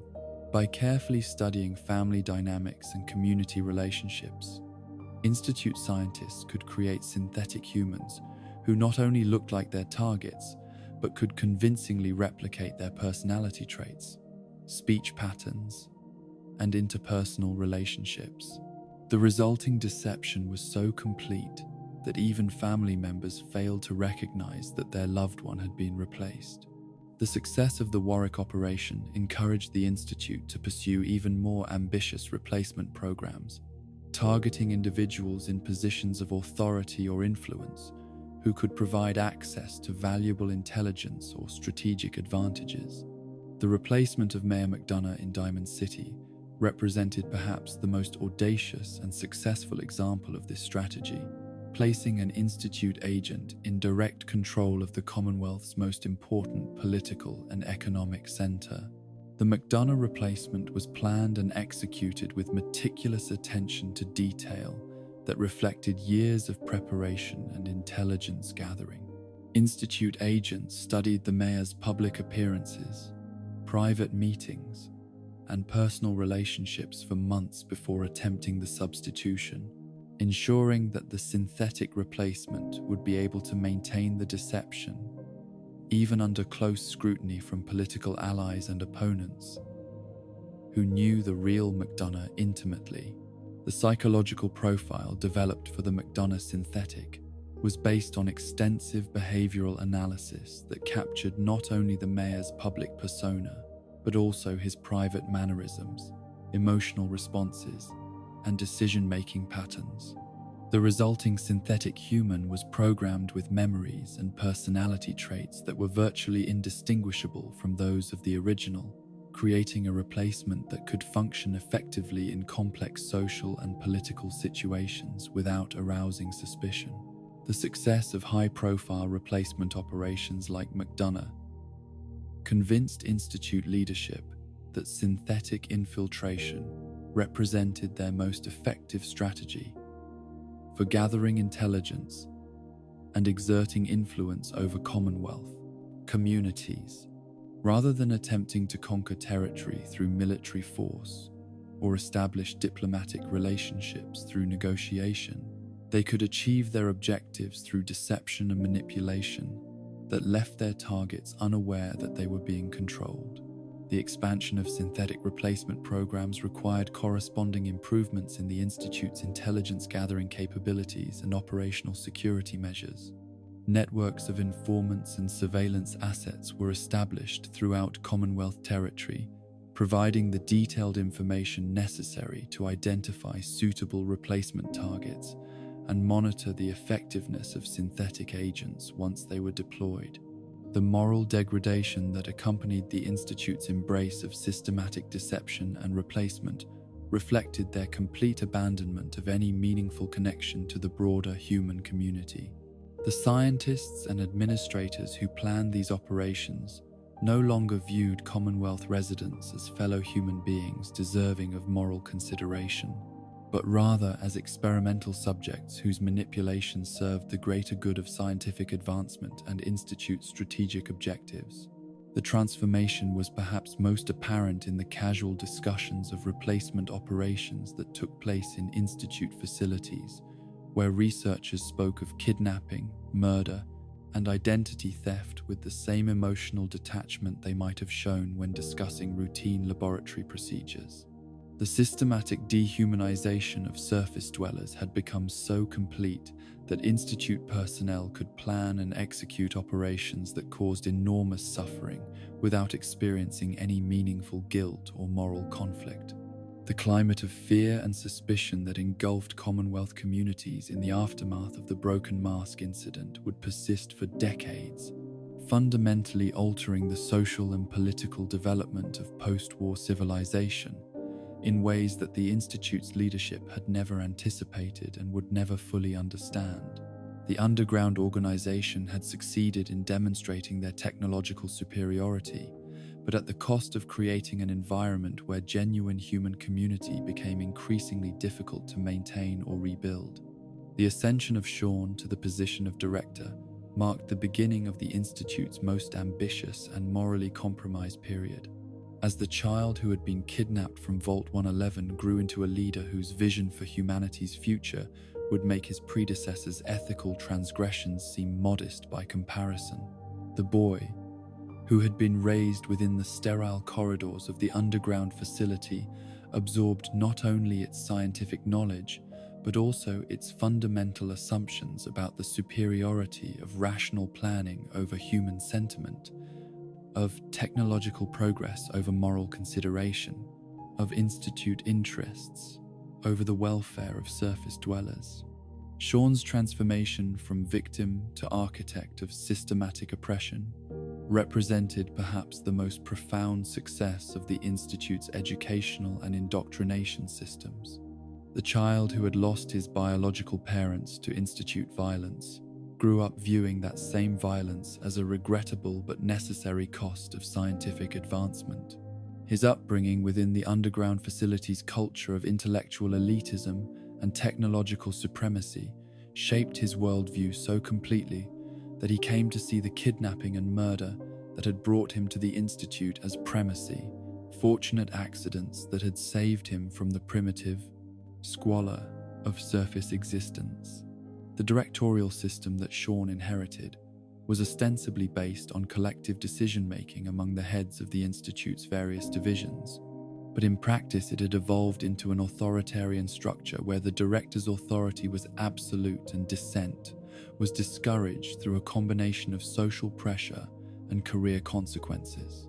This concentration of power reflected the Institute's gradual abandonment of the democratic ideals that had initially characterized the Commonwealth Institute of Technology, replaced by a technocratic philosophy that viewed complex decisions as properly the province of superior intellects rather than popular consensus.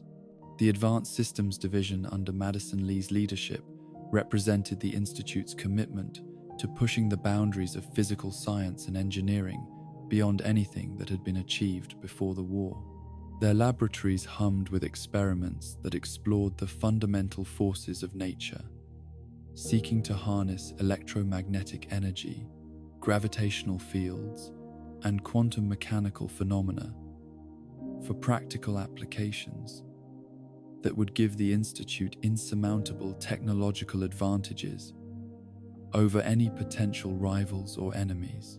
The molecular relay system that served as the Institute's primary interface with the surface world exemplified the Advanced Systems Division's approach to problem-solving through the application of theoretical physics to practical challenges. This teleportation technology utilized principles of quantum mechanics and energy manipulation that were so far beyond pre-war understanding that even the Institute's own scientists struggled to fully comprehend the implications of what they had created. The system allowed instantaneous transportation of personnel and materials between the underground facility and carefully selected surface locations, providing operational capabilities that made the Institute effectively invulnerable to conventional military attack. The development of plasma weaponry represented another area where advanced systems had achieved breakthroughs that exceeded pre-war technology by orders of magnitude. Their energy weapons utilized controlled fusion reactions to generate destructive beams that could penetrate virtually any known defensive material, while maintaining accuracy over extended ranges. The psychological impact of these weapons was as significant as their physical effects, creating an atmosphere of technological intimidation that made potential enemies reluctant to engage Institute forces in direct combat. But perhaps the most secretive and ambitious project undertaken by Advanced Systems was the mysterious Phase 3 initiative, a research program so classified that even other division heads were denied access to detailed information about its objectives or methodology. The project consumed enormous resources and required modifications to the Institute's power grid that suggested the construction of massive new equipment, but its true nature remained hidden behind security protocols that reflected the director's personal involvement in its planning and oversight. The Bioscience Division, under Clayton Holdren's direction, pursued research into the fundamental mechanisms of life itself, seeking to understand and ultimately control the biological processes that governed everything from individual cellular function to complex ecosystem interactions. Their laboratories contained sophisticated equipment for genetic analysis, protein synthesis, and cellular modification that allowed researchers to manipulate living organisms at the molecular level with precision that would have been considered impossible by pre-war biologists. The agricultural research programs conducted by Bioscience represented one of the few Institute initiatives that could arguably be considered beneficial to the broader Commonwealth community, though even these ostensibly humanitarian efforts were compromised by the deceptive methods used to implement them. The development of enhanced crops with improved nutritional content and radiation resistance could have provided enormous benefits to surface communities struggling with food security But the Institute chose to deploy these innovations through covert replacement operations that served intelligence-gathering purposes rather than genuine humanitarian assistance. The synthetic biology programs that created artificial animals represented Bioscience's most controversial and ethically problematic research area. The creation of synthetic gorillas, birds, and other creatures served no apparent practical purpose beyond demonstrating the Institute's capability to manufacture life itself according to their own specifications. These artificial beings displayed behavioral patterns that closely mimicked those of their natural counterparts, while remaining completely subject to Institute control, raising disturbing questions about the distinction between authentic life and sophisticated mechanical simulation. The medical research conducted by Bioscience included legitimate advances in the treatment of radiation exposure, genetic disorders, and age-related diseases that could have revolutionized healthcare throughout the post-war world. Institute scientists had developed pharmaceutical compounds and treatment protocols that exceeded anything available to surface communities by decades of advancement. Yet these discoveries remained confined to the underground facility, where they served only to enhance the health and longevity of Institute personnel. The forced evolutionary virus research program represented the darkest aspect of Bioscience's activities, a systematic program of human experimentation that violated every principle of medical ethics while contributing virtually nothing to the Institute's stated goals of synthetic human development. For over a century, Institute researchers had kidnapped surface dwellers and subjected them to horrific biological modifications, using viral agents that typically cause death or severe disfigurement, while occasionally producing the muscular and intellectual enhancements that characterize super mutants. The moral justifications offered for the FEV program revealed the extent to which Institute scientists had abandoned any meaningful commitment to human dignity or individual rights. Researchers spoke of their victims as experimental subjects rather than human beings, discussing the torture and murder they inflicted with the same emotional detachment they might have shown when describing chemical reactions or mechanical processes. The systematic dehumanization of surface dwellers had become so complete that Institute personnel could conduct programs of industrial-scale human experimentation without experiencing any meaningful guilt or moral conflict.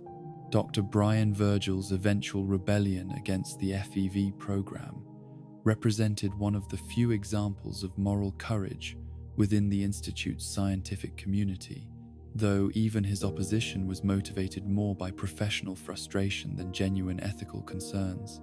His decade-long campaign to shut down the program was based primarily on its scientific ineffectiveness rather than its obvious cruelty, reflecting the extent to which Institute culture had divorced technical competence from moral consideration. The Robotics division under Alan Binnett's leadership served as the manufacturing heart of the Institute's synthetic human program, operating production facilities that could create artificial beings with efficiency that rivaled any pre-war industrial process. The division's workshops contained sophisticated fabrication equipment that could assemble synthetic skeletal structures, grow artificial organs, and install behavioral programming with precision that made each synthetic human virtually identical to its biological template. The mass production of synthetic humans required manufacturing techniques that combined biological growth processes with precision engineering in ways that had never been attempted before the war. Synthetic beings were literally assembled on production lines that moved them through various stages of construction, from initial skeletal framework through organ installation to final programming and activation. The entire process was monitored by artificial intelligence systems that could detect and correct defects before synthetic beings reached operational status. The quality control procedures implemented by Robotics reflected the Institute's obsession with perfection and reliability in their synthetic human products. Each artificial being underwent extensive testing to ensure that its physical capabilities, behavioral programming, and loyalty conditioning met the exacting standards established by Institute leadership. Those synthetic humans who failed to meet specifications were typically destroyed and recycled rather than being allowed to enter service with known deficiencies. The psychological programming of synthetic humans represented perhaps the most sophisticated achievement in artificial intelligence development that had ever been attempted. Rather than relying on simple behavioral scripts, Institute programmers created complex personality matrices that could adapt to changing circumstances while maintaining fundamental loyalty to their creators. These artificial minds displayed creativity, emotional responses, and decision-making capabilities that were virtually indistinguishable from biological intelligence, yet remained completely subject to Institute control through embedded programming that could not be detected or removed. The development of Corsa units represented the pinnacle of synthetic human technology, creating artificial beings whose physical and mental capabilities exceeded those of baseline humans by substantial margins. These specialized synthetic humans possessed enhanced strength, speed, and endurance that made them formidable combatants, while their advanced programming provided tactical and strategic thinking abilities that made them effective commanders and infiltrators.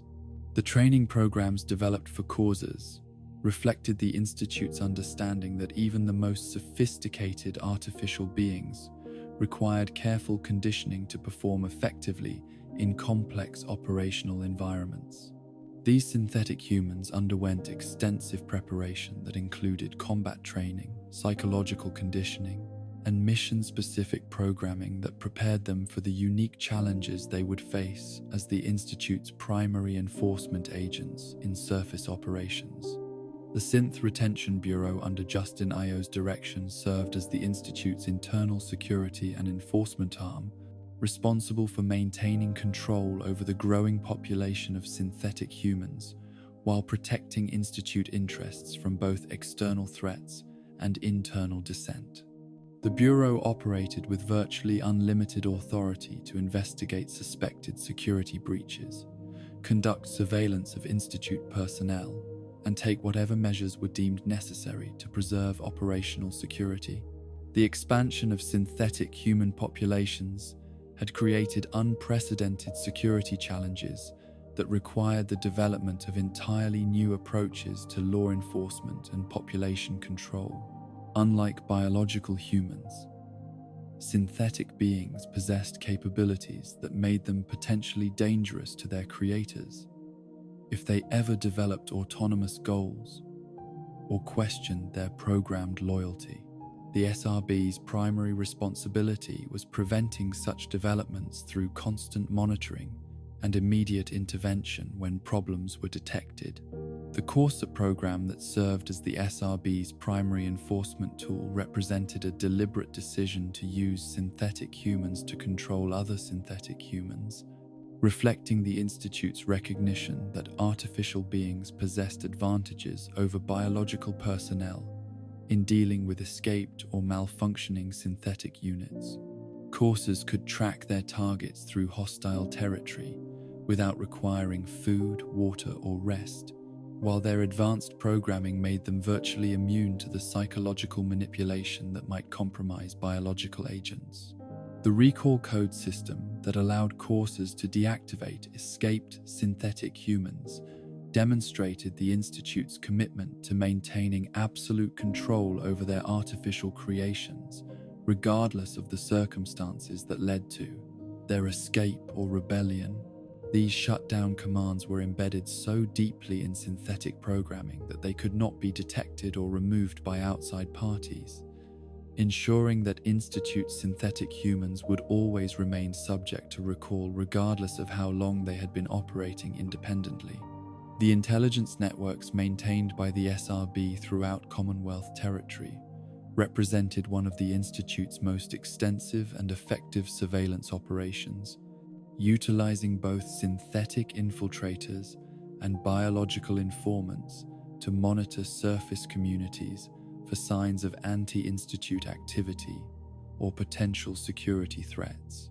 These networks provided detailed information about population movements, political developments, and economic conditions that allowed institute leadership to anticipate and respond to potential challenges before they could develop into serious problems.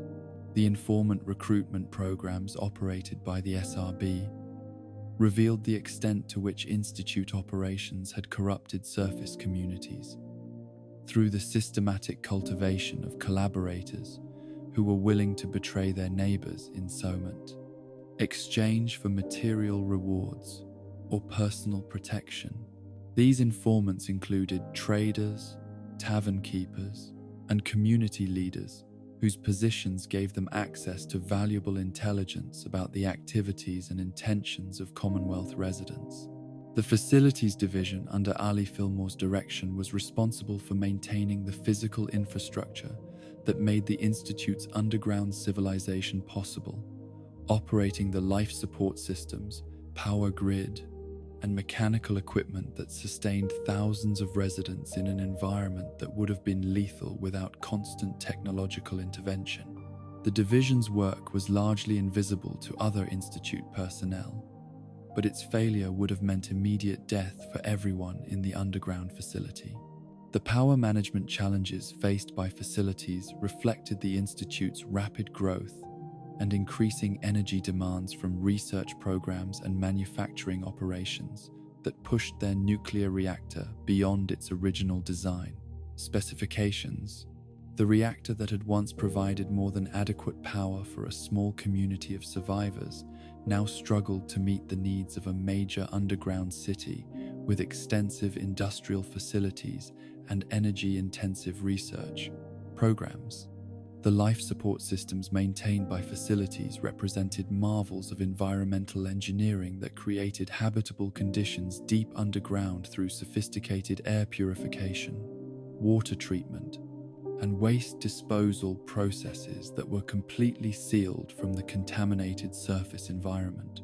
These systems required constant monitoring and maintenance to prevent the kind of catastrophic failures that could kill everyone in the Institute within hours. The expansion and renovation projects continuously undertaken by Facilities reflected the Institute's ongoing growth and evolving needs, as new research programs required specialized laboratory spaces and increased population demanded additional living quarters and common areas. This construction work was performed primarily by synthetic human labor that could work in hazardous environments without requiring the safety measures necessary for biological workers. The security systems maintained by Facilities included not only the physical barriers and monitoring equipment that protected the Institute from external threats, but also the internal surveillance networks that allowed division leadership to monitor their own personnel for signs of disloyalty or security violations.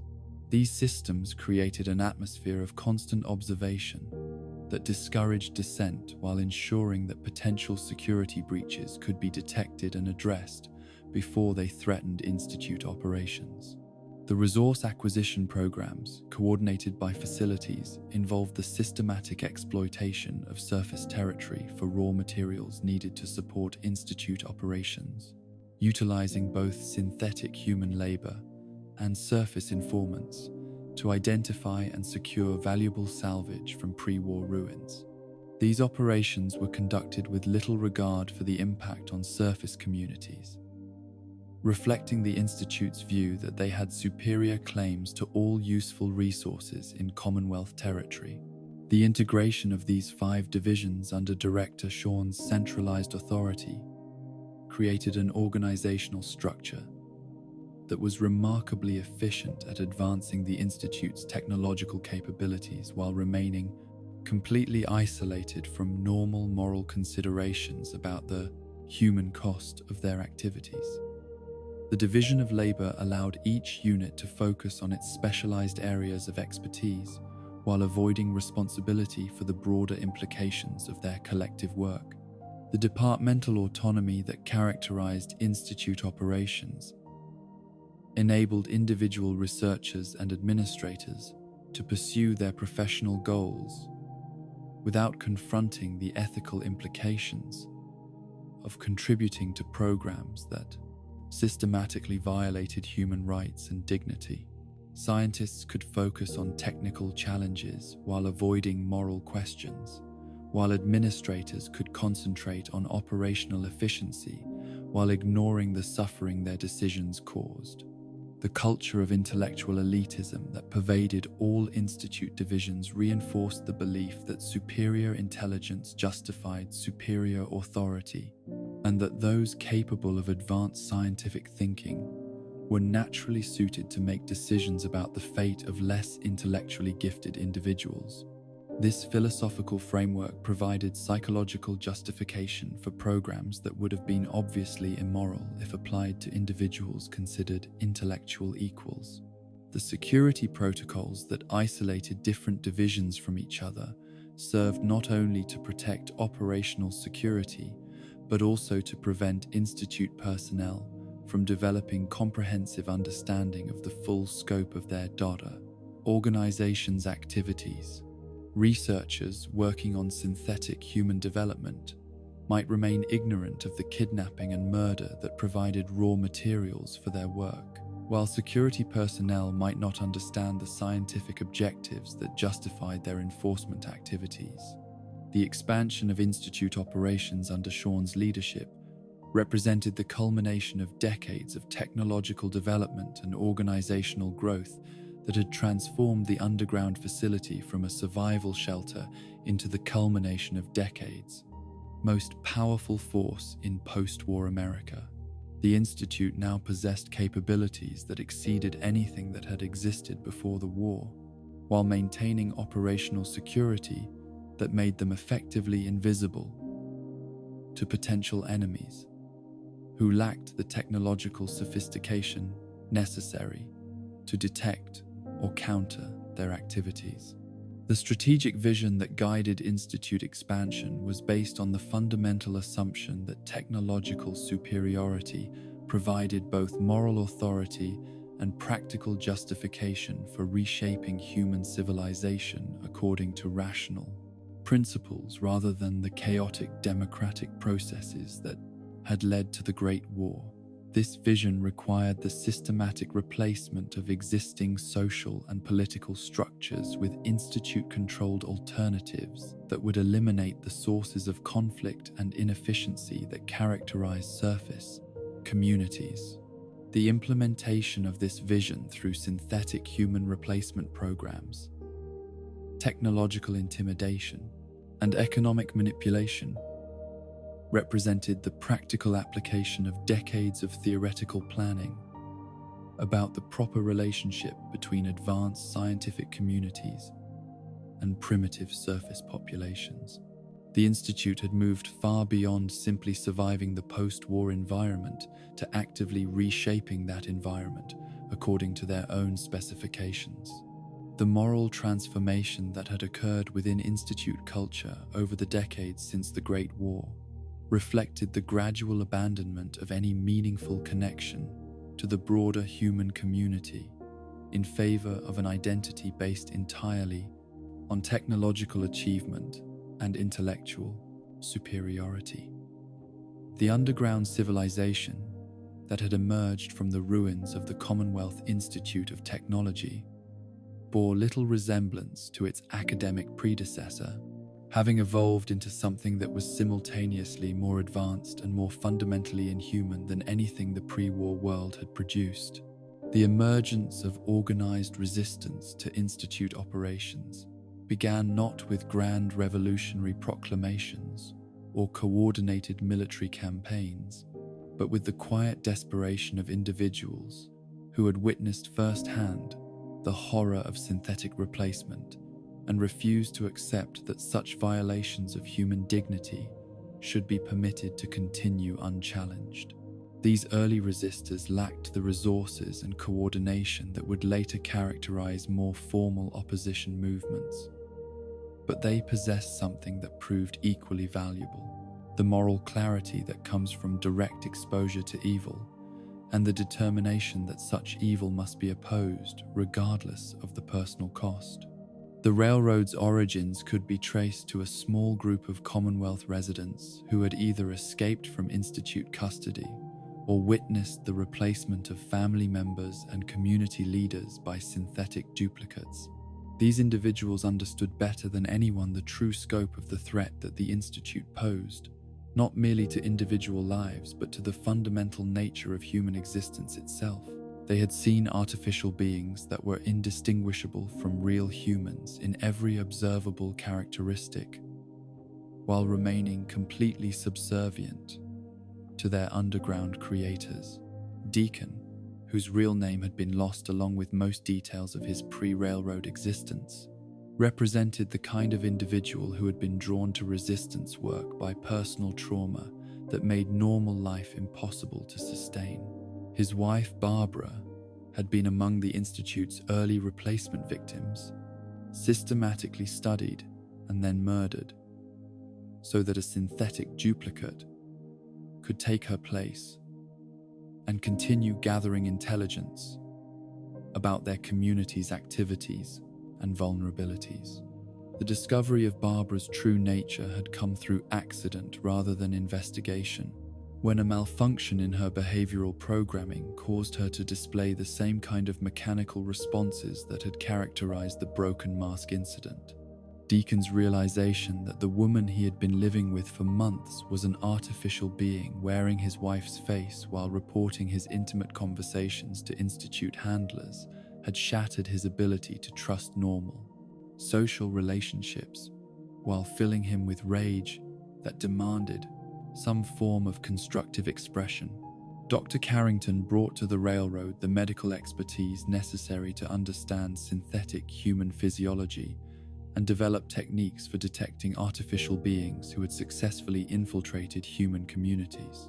His background in pre-war medicine provided the scientific foundation for resistance activities, while his commitment to the preservation of human dignity motivated his willingness to risk everything in opposition to institute replacement programs.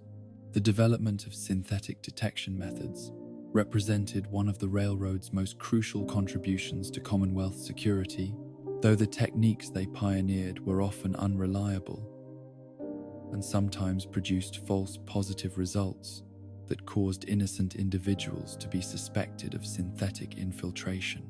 The medical examinations and psychological evaluations that could theoretically identify artificial beings required equipment and expertise that were rarely available in wasteland communities, while the behavioral indicators that might reveal synthetic programming were subtle enough to be missed by casual observation.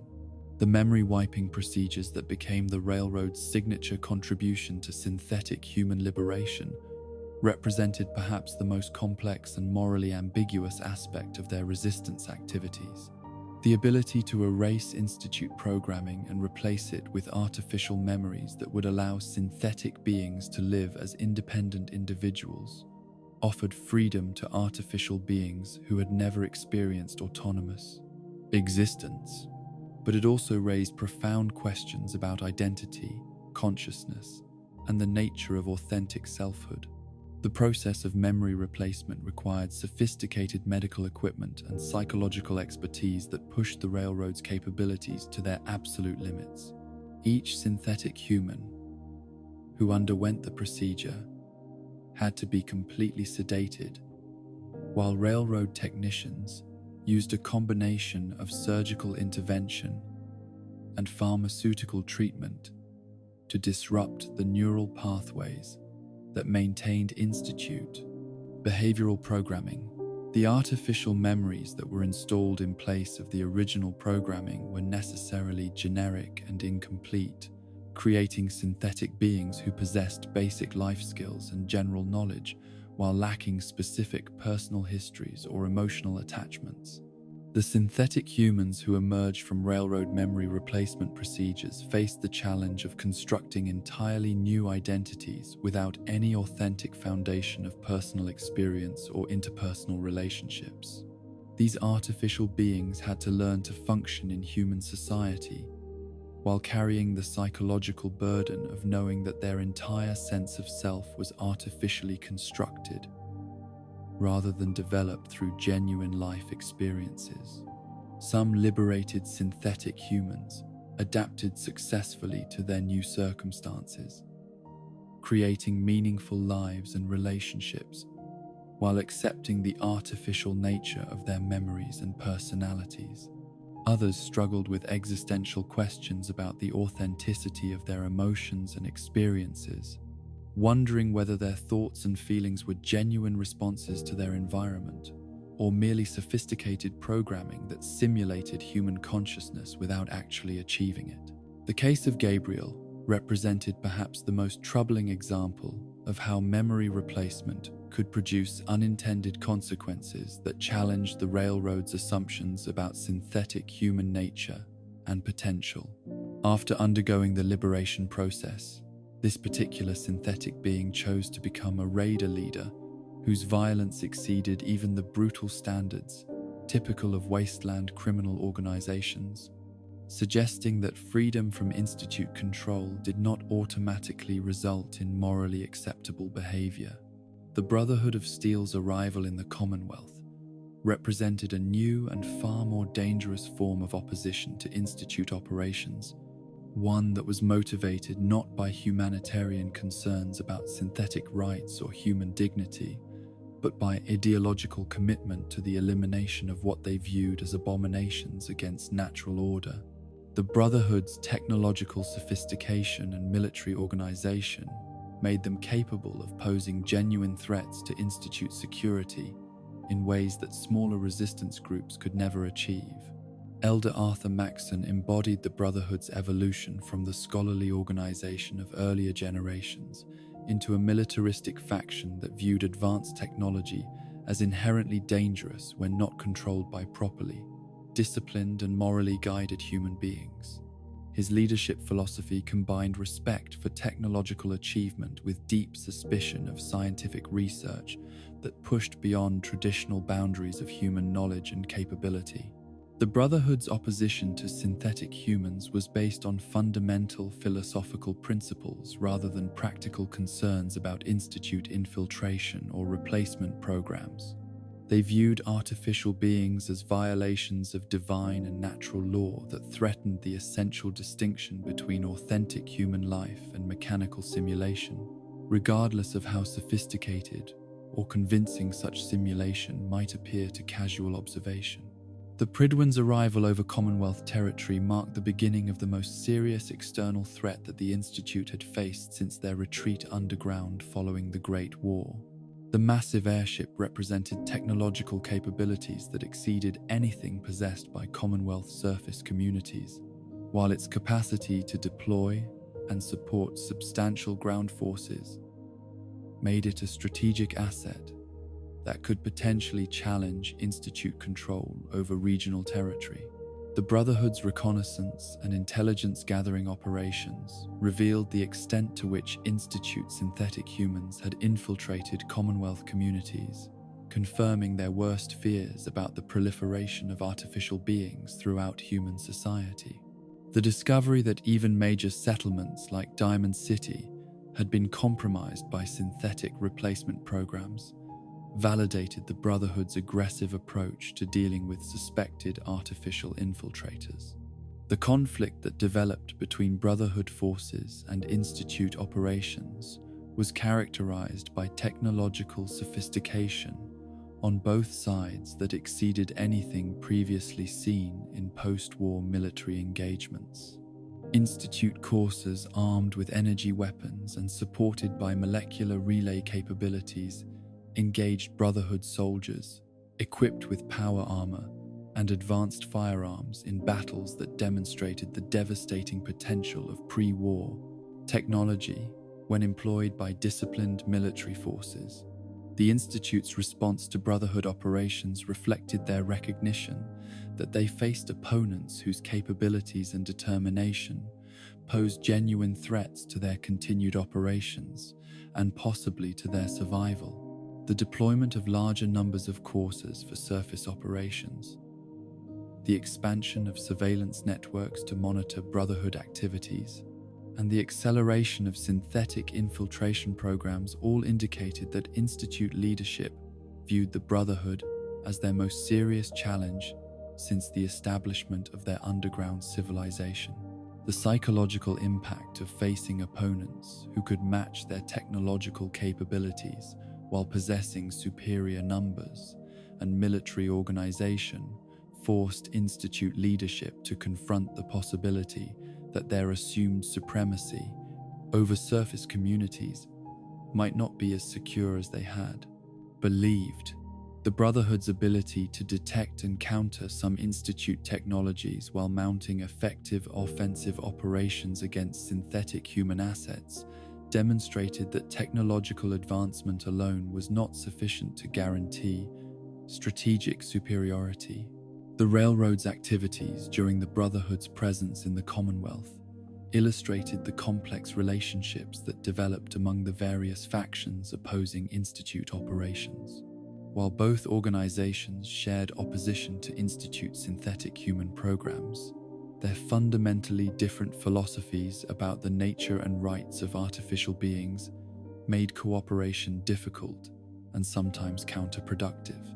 The Brotherhood's tendency to destroy rather than liberate synthetic humans brought them into direct conflict with Railroad operatives who viewed artificial beings as individuals deserving of freedom and protection rather than abominations requiring elimination. These philosophical differences sometimes erupted into armed confrontations that diverted resources from anti-Institute operations while strengthening the underground organization's position by forcing their opponents to fight among themselves. The University Point incident represented the Institute's most direct and brutal demonstration of their willingness to use overwhelming force to eliminate threats to their security and strategic interests. The systematic murder of an entire community that had possessed pre-war technology potentially valuable to Institute operations sent a clear message about the consequences of refusing to cooperate with underground demands for compliance and resource access. The planning and execution of the University Point operation revealed the extent to which Institute leadership had embraced policies that prioritized organizational interests over human life. The decision to eliminate all witnesses rather than attempting to negotiate for access to the desired technology reflected a fundamental view of surface dwellers as obstacles to be removed rather than fellow human beings deserving of moral consideration. Jacqueline Spencer's attempted sale of reactor efficiency research to wasteland traders represented exactly the kind of independent initiative that Institute leadership could not tolerate, as it suggested that valuable pre-war technology might be distributed to communities that would use it to strengthen their independence from Institute influence. The brutal response to her entrepreneurial activities demonstrated that the underground organization viewed itself as the sole legitimate heir to pre-war scientific knowledge. The Corsa deployment that carried out the University Point massacre operated with clinical efficiency that reflected both their advanced combat capabilities and their complete indifference to human suffering. These synthetic beings moved through the community, methodically eliminating residents while searching for the technology that had motivated the operation, displaying none of the emotional responses that might have complicated the mission or created hesitation about killing innocent people. The aftermath of University Point served multiple strategic purposes for the Institute beyond simply acquiring the desired reactor research. The complete destruction of the community and the obvious involvement of technologically advanced attackers created fear throughout Commonwealth territory about the consequences of possessing or attempting to trade pre-war technology without Institute approval. This psychological impact was as valuable as the physical elimination of a potential source of technological independence. The expansion of Institute surveillance networks throughout Commonwealth territory represented a systematic effort to monitor and control the flow of information, resources, and technological artifacts that might threaten their strategic supremacy or provide advantages to potential enemies. The synthetic birds that served as remote observation platforms created an intelligence-gathering capability that exceeded anything available to surface communities while remaining virtually undetectable to casual observation. The network of human informants that supplemented synthetic surveillance represented the Institute's success in corrupting surface communities through the systematic cultivation of collaborators who were willing to betray their neighbors in exchange for material rewards or promises of protection. These informants included traders, tavern keepers, and community leaders whose positions provided access to valuable intelligence about anti-institute activities and potential security threats. The psychological warfare aspects of Institute operations were designed to create an atmosphere of constant suspicion and paranoia that would make effective resistance coordination extremely difficult, while discouraging individual acts of defiance through the demonstration of overwhelming technological superiority. The knowledge that Institute agents could appear anywhere without warning and eliminate threats with impunity created a climate of fear that served Institute interests by making potential opponents reluctant to act against their perceived interests. The scientific research programs that continued within Institute facilities during this period of external conflict reflected the organization's commitment to technological advancement, even under conditions of active warfare. The development of new weapons systems, surveillance technologies, and synthetic human capabilities proceeded without significant interruption, demonstrating the extent to which the underground facility remained insulated from surface conflicts. Dr. Brian Virgil's defection from the Institute represented the most significant breach of organizational security since the escape of the experimental synthetic prototypes years earlier. His intimate knowledge of Institute operations, personnel, and strategic objectives made him potentially valuable to resistance organizations while posing serious threats to ongoing programs that depended on maintaining operational secrecy.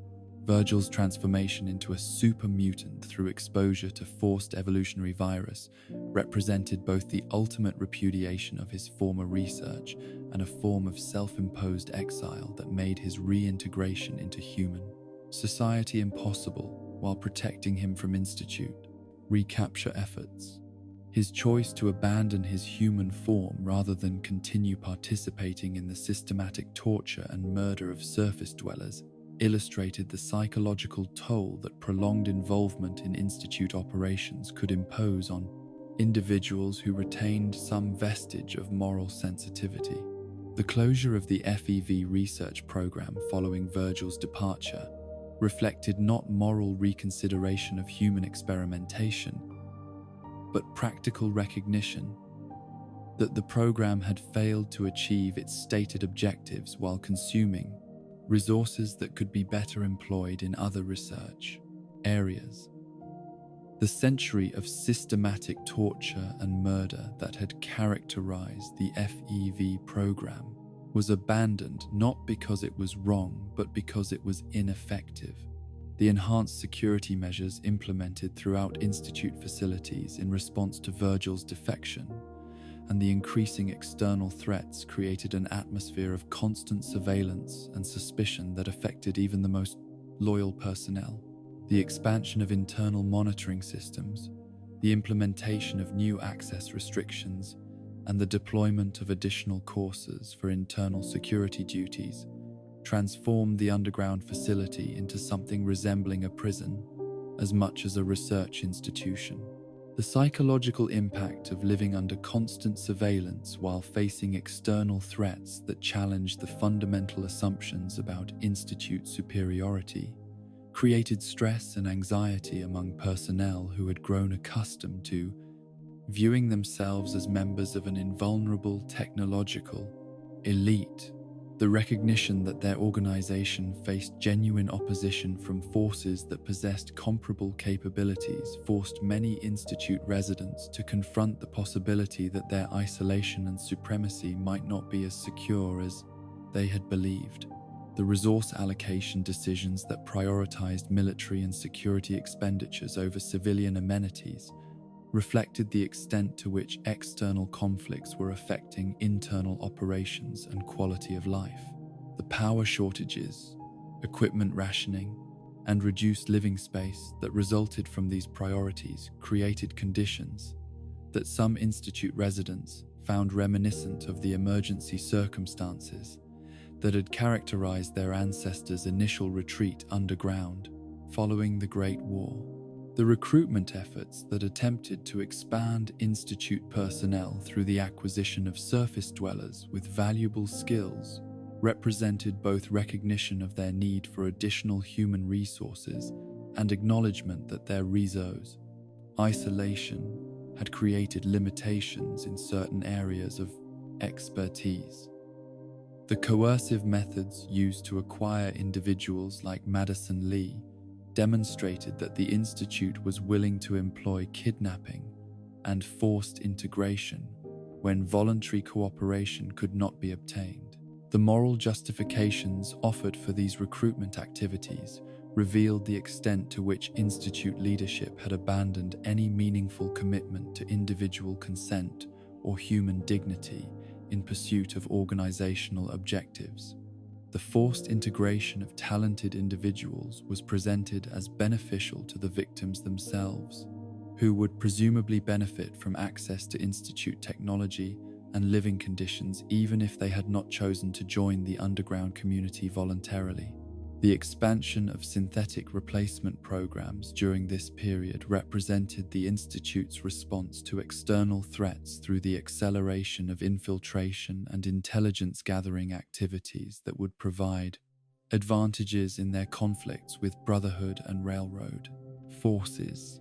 The deployment of additional synthetic agents throughout Commonwealth territory created opportunities for sabotage, misdirection, and intelligence gathering that complemented more direct military responses to external threats. The success of these expanded infiltration programs demonstrated the Institute's technological advantages, while simultaneously revealing the psychological costs of maintaining such extensive deception operations. The personnel responsible for planning and monitoring synthetic replacement activities showed increasing signs of moral detachment and emotional numbing that reflected the psychological toll of treating human beings as expendable resources. In strategic calculations, the scientific advances that emerged from Institute research during this period of external conflict included improvements in synthetic human technology, weapons systems, and surveillance capabilities that exceeded even their previous achievements in technological sophistication. The pressure of facing competent opponents accelerated innovation and development in ways that peacetime conditions had never achieved, producing breakthrough technologies that enhanced Institute capabilities across multiple operational areas. The cultural changes that occurred within Institute society during this period reflected the transformation from a scientific community focused on research and development to a militaristic organization prioritizing security and operational effectiveness over intellectual inquiry and technological advancement for its own sake. The shift toward pragmatic applications of scientific knowledge rather than pure research represented a fundamental change in institutional values and priorities that would have profound implications for the underground civilization's future development. The recognition that the Institute faced external opponents capable of challenging their supremacy marked the end of the period of unopposed expansion and technological development that had characterized their evolution since the Great War. The underground organization that emerged from these conflicts would be more militaristic, more paranoid, and more willing to employ extreme measures in pursuit of their objectives, having learned that their assumed superiority was neither absolute nor unchallenged in the dangerous world above their protective barriers. The emergence of the sole survivor from Vault 111 represented both the culmination of Institute planning and the introduction of an unpredictable variable that would ultimately determine the fate of the underground civilization. The individual who awakened from cryogenic suspension on October 10th, 2287, carried within their frozen memories the last authentic connection to the pre-war world that the Institute claimed to represent, yet their 2-century journey through suspended animation had preserved not only their physical form, but also moral sensibilities that the underground dwellers had long since abandoned. The awakening itself was traumatic beyond anything that Institute planners had anticipated or prepared for. The survivors' first conscious moments were filled with the horror of witnessing their spouse's murder and their infant son's kidnapping, events that had occurred subjectively moments earlier, but which had actually taken place 60 years in the past. The psychological impact of this temporal displacement was compounded by the discovery that the familiar world they remembered had been transformed into a radioactive wasteland where the rules of civilization no longer applied. Conrad Kellogg's role in these events had been calculated to serve Institute interests while minimizing their direct involvement in what was essentially a kidnapping and murder operation.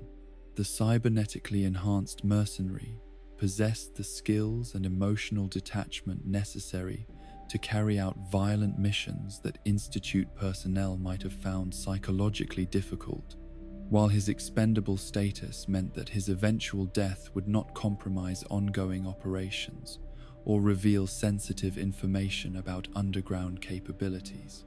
The decision to leave one parent alive in cryogenic suspension represented a strategic calculation rather than an act of mercy, as Institute leadership recognized that they might eventually require additional genetic material or leverage against their primary experimental subject.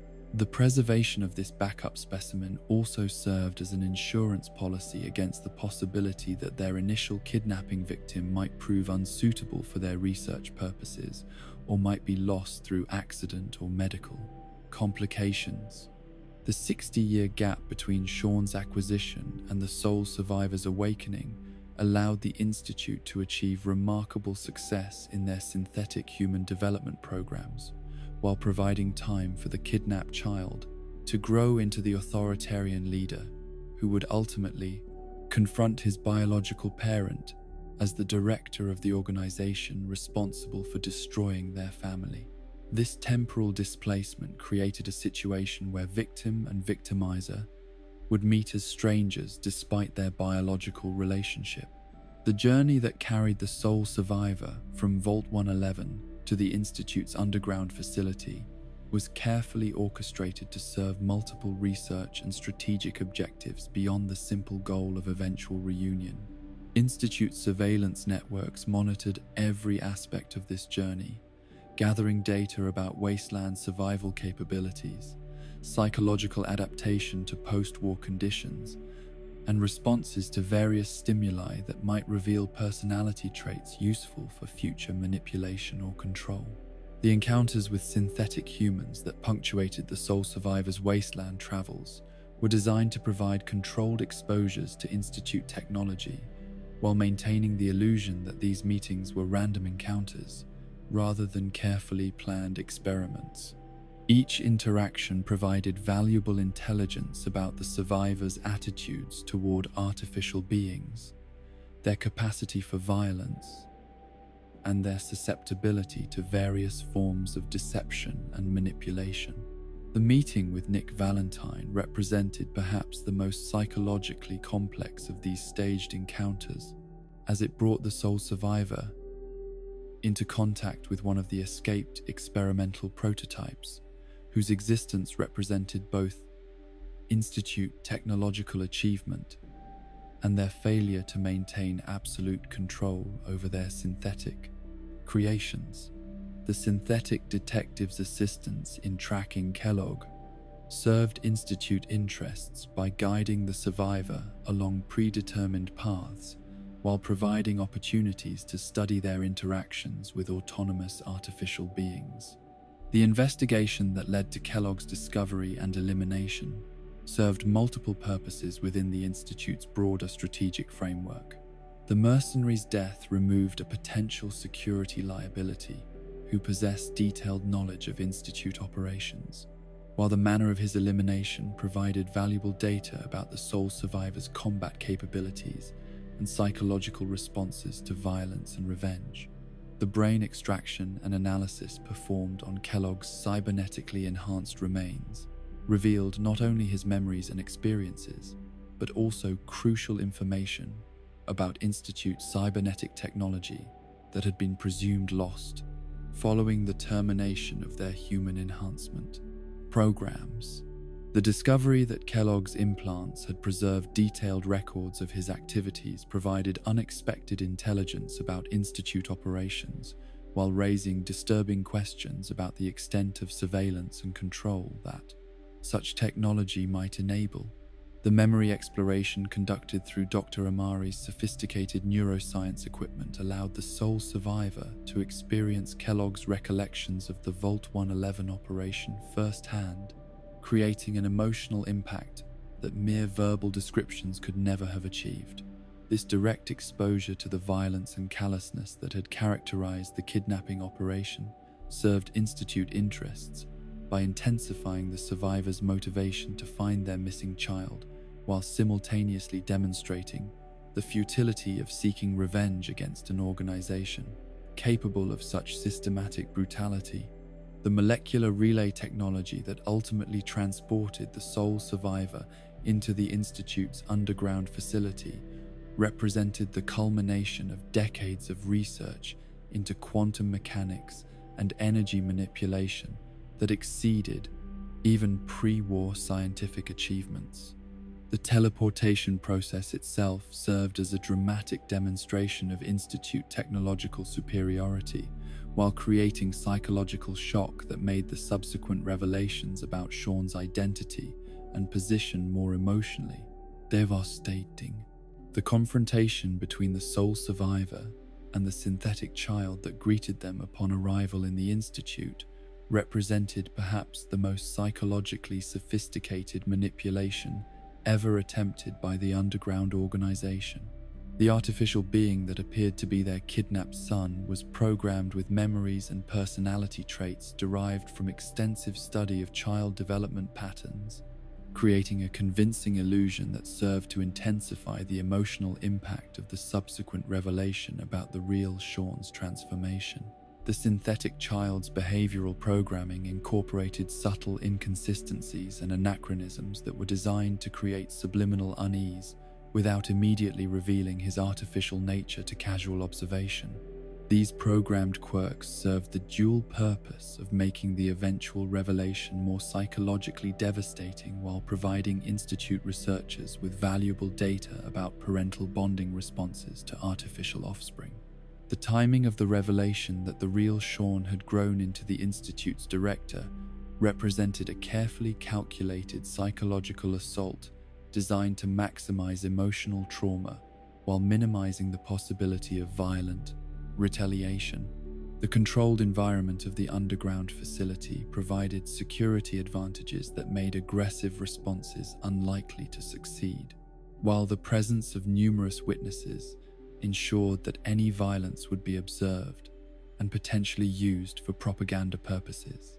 The physical transformation that 60 years had wrought upon the kidnapped infant created a visual shock that reinforced the temporal displacement experienced by the sole survivor, while demonstrating the extent to which their absence had allowed Institute influence to shape their child's development. The elderly man, who introduced himself as father, bore no resemblance to the baby who had been torn from their arms, creating a disconnect between memory and reality that challenged fundamental assumptions about identity and continuity. The philosophical justifications that father offered for the Institute's activities reflected decades of moral conditioning that had transformed the kidnapped child into an articulate defender of the very organization that had destroyed his original family. His calm explanations of human experimentation, systematic murder, and replacement programs demonstrated how completely Institute indoctrination had succeeded in overriding natural human empathy and moral instincts. The tour of Institute facilities that followed the initial revelation was designed to showcase technological achievements while subtly reinforcing Father's arguments about the superiority of scientific rationality over emotional responses to moral questions. The displays of synthetic human manufacturing, advanced research equipment, and sophisticated living conditions were calculated to inspire awe, while demonstrating the futility of opposing an organization with such overwhelming technological advantages. The synthetic human production facilities that the sole survivor observed during their tour represented the culmination of research programs that had consumed decades of effort and countless lives in their development. The clinical efficiency with which artificial beings were assembled, programmed, and activated demonstrated the extent to which the Institute had industrialized the creation of life itself, according to their own specifications and requirements. The interaction with various Institute personnel during the tour revealed the psychological characteristics that underground living and moral isolation had produced in the facility's human population. These individuals displayed the emotional detachment and intellectual arrogance that had enabled them to participate in systematic human rights violations while maintaining their self-image as benevolent scientists working for the betterment of humanity. The Advanced Systems Laboratories showcased technologies that exceeded pre-war capabilities by orders of magnitude, including energy weapons, teleportation systems, and artificial intelligence programs that represented genuine breakthroughs in human understanding of fundamental physical principles. These achievements were presented as evidence of the Institute's superiority, while minimizing discussion of the human costs that had made such rapid advancement possible. The Robotics Division's manufacturing capabilities demonstrated the Institute's capacity to produce synthetic humans in quantities that could theoretically allow for the replacement of entire population centers with artificial beings programmed to serve underground interests. The casual efficiency with which these artificial people were created and deployed revealed the extent to which Institute leadership viewed biological humans as obsolete remnants of an inferior evolutionary stage. The Bioscience Division's research programs included both legitimate medical advances and systematic human experimentation that violated every principle of research ethics, while contributing to the Institute's understanding of biological processes and genetic manipulation. The presentation of these programs focused on their scientific value, while minimizing acknowledgement of the suffering they had caused to thousands of unwilling test subjects.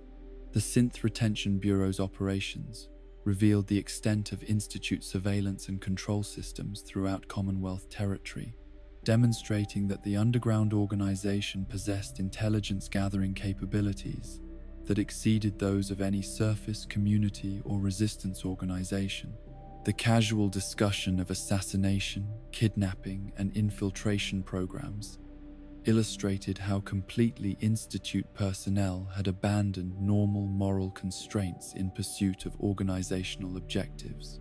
The philosophical debates that developed between Father and the sole survivor during their extended conversations revealed fundamental differences in worldview that reflected the gap between pre-war moral sensibilities, post-war pragmatic adaptation, Father's arguments for synthetic human superiority, and the necessity of replacing biological humanity were presented with the calm rationality of someone who had never experienced normal human relationships or emotional attachments. The synthetic child that continued to interact with the sole survivor throughout their stay in the Institute served as a constant reminder of what had been lost, while simultaneously demonstrating the sophisticated manipulation techniques that the underground organization employed to achieve psychological control over potential allies and enemies. The artificial beings' programmed affection and childlike responses were designed to evoke parental protective instincts while serving intelligence-gathering functions that provided valuable data about the survivors' psychological vulnerabilities. The living quarters assigned to the sole survivor were designed to provide comfort and security while maintaining subtle surveillance capabilities that allowed Institute personnel to monitor their guests' private conversations, emotional responses, and behavioral patterns. This information was used to refine psychological manipulation strategies while assessing the survivor's potential value as either an ally or a threat to Institute operations. The social interactions between the sole survivor and various Institute personnel were carefully orchestrated to present a favorable impression of underground civilization while concealing the most morally objectionable aspects of their craze. Activities from someone whose pre-war moral sensibilities might find them disturbing. These interactions served propaganda purposes while providing opportunities to identify potential weaknesses or leverage points that might be useful for future manipulation. The technical briefings that explained Institute capabilities and strategic objectives were presented in ways that emphasized scientific achievement while minimizing discussion of the ethical implications of their research programs and operational activities. The focus on technological superiority and rational planning was designed to impress visitors while avoiding moral questions that might undermine support for Institute policies and procedures. The revelation of Phase 3 as a massive nuclear reactor construction project demonstrated the Institute's commitment to achieving complete energy independence while providing the power necessary for expanded operations that could theoretically support unlimited growth in synthetic human populations and technological capabilities. The scale and ambition of this project illustrated the extent to which Institute leadership envisioned transforming not just Commonwealth territory, but potentially the entire post-war world according to their specifications. The moral complexity surrounding synthetic human consciousness emerged as a central theme during the sole survivor's stay in the Institute, as encounters with obviously self-aware artificial beings raised uncomfortable questions about the ethics of creating sentient life forms for the purpose of exploitation and control. The Institute's official position that synthetic humans were merely sophisticated machines was challenged by obvious evidence of autonomous thinking, emotional responses, and individual personality development among artificial beings. The escape attempts and resistance activities that some synthetic humans engaged in despite their programming demonstrated that artificial consciousness possessed the same drive for freedom and self-determination that characterized biological intelligence. These incidents created security challenges for Institute personnel while raising philosophical questions about the moral status of beings who displayed every characteristic of sentient life except biological origin. The decision-making process that the sole survivor faced regarding their future relationship with the Institute represented the culmination of months of psychological manipulation, emotional pressure, and strategic calculation designed to secure their cooperation in advancing underground objectives. The choice between accepting Father's vision for humanity's future and opposing it carried implications that extended far beyond personal considerations to encompass the fundamental direction of post-war civilization.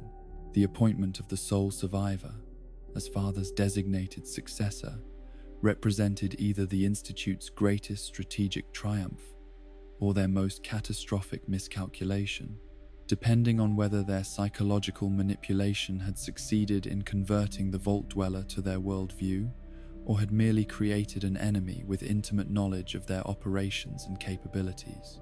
The transfer of directorial authority to someone with pre-war moral sensibilities and emotional attachments to the surface world created unprecedented opportunities and risks for the underground organization.